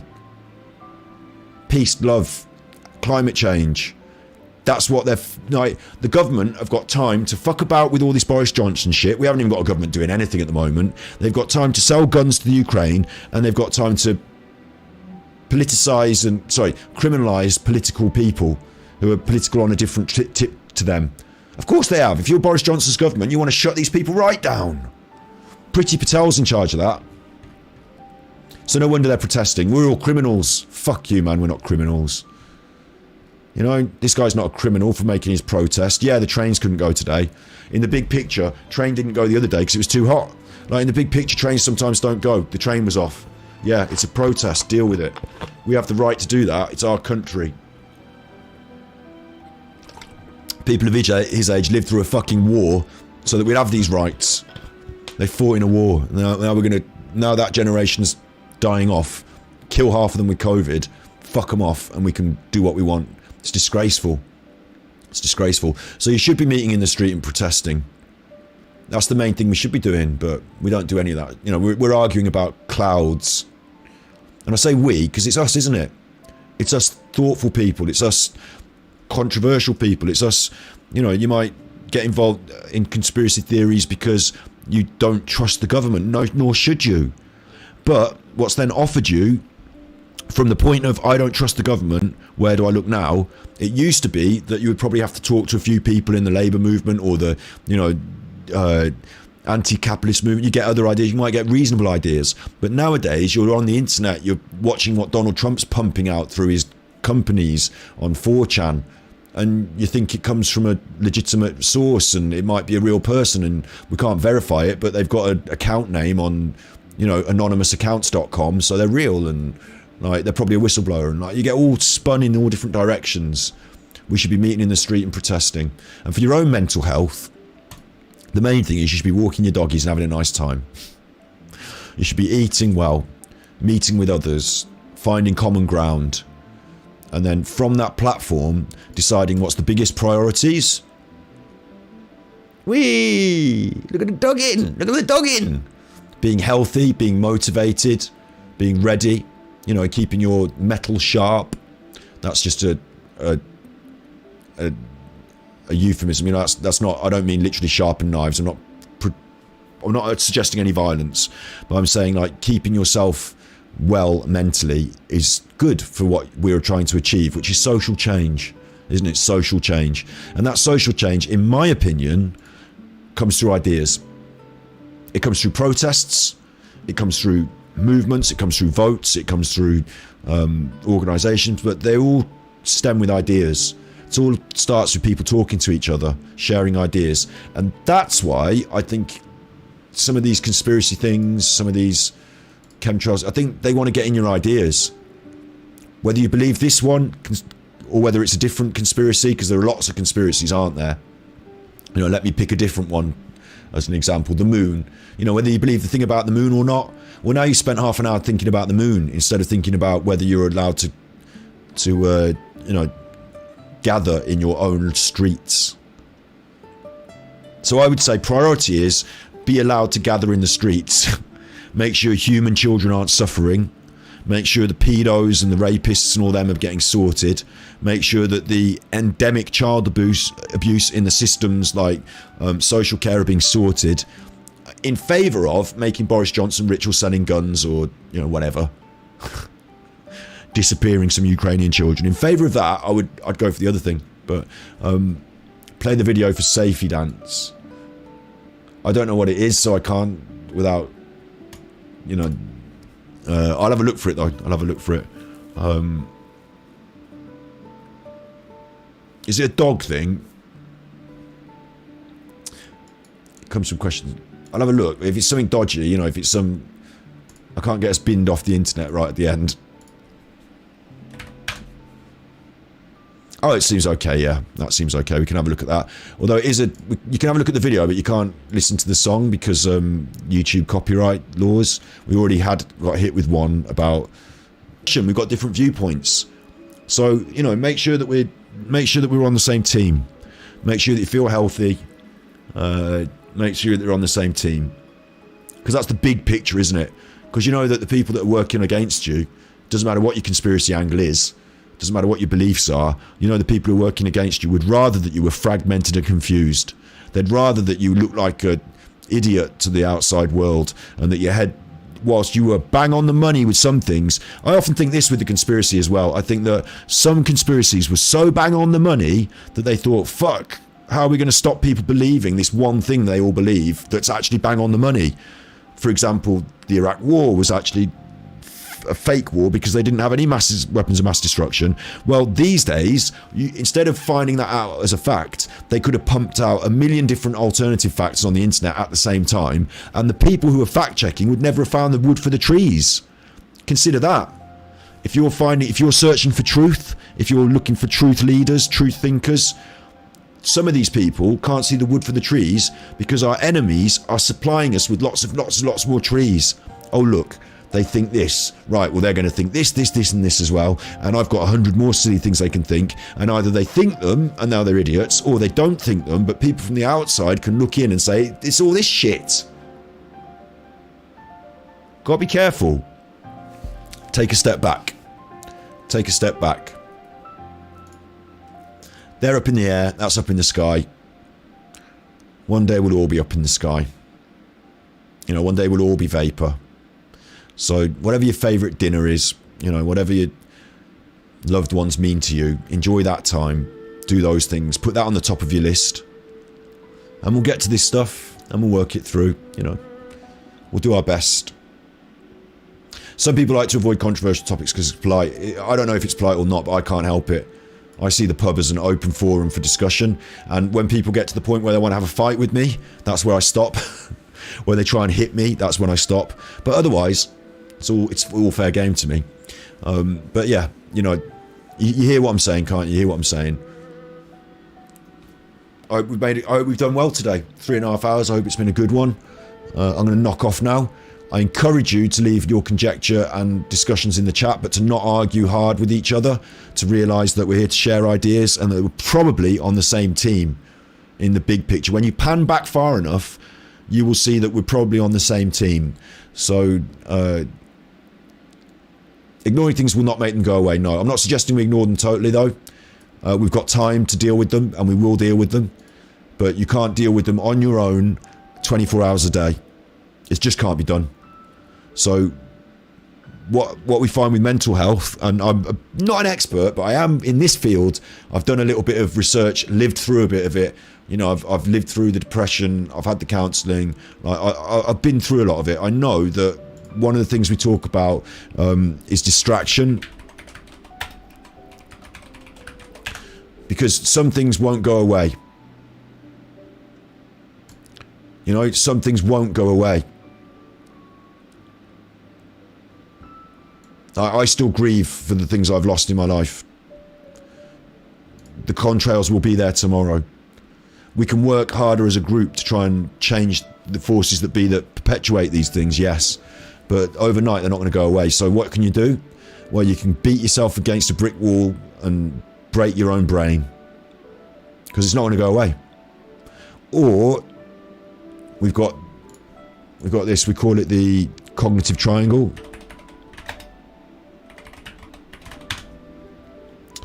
And we look at this a lot in Mental Health Monday. Thoughts, feelings, and behaviours play into each other. So if you think and behave and feel, like, it all plays into each other. That's just being human. That's the basics of being human, right? If you feel down, you behave differently, and that behaviour changes the way you're thinking and feeling.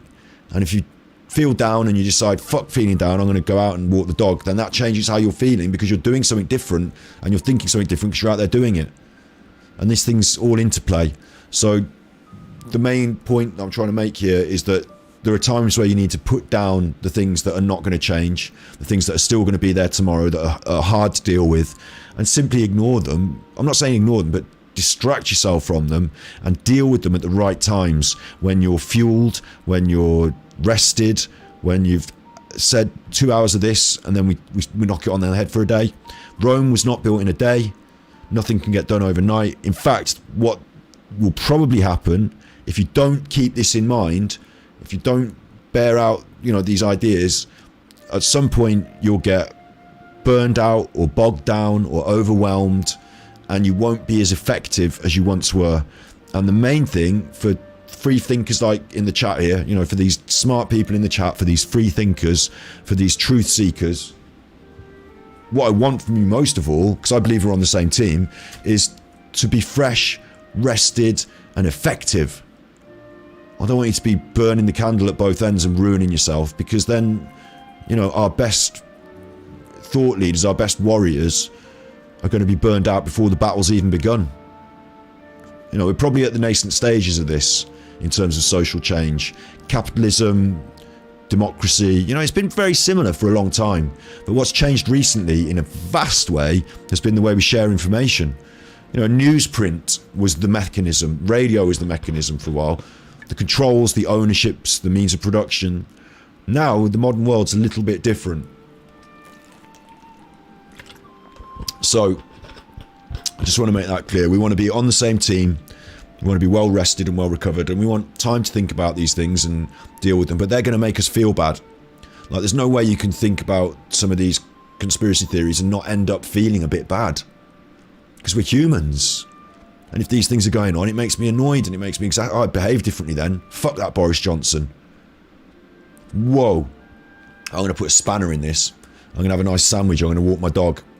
Fuck that Boris Johnson. But maybe I can say it in a much more constructive way. Do you know what I'm saying?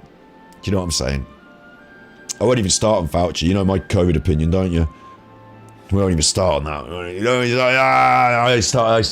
I lit the touch paper, then I'm going to walk away. We'll talk about other things other days because it gets too confusing. That's my gist today. We've done a good go on it. You've done a good go on it today. You've had a good think about it. Don't need to carry that on all night. Okay? I'm happy with that. I think you're happy with that.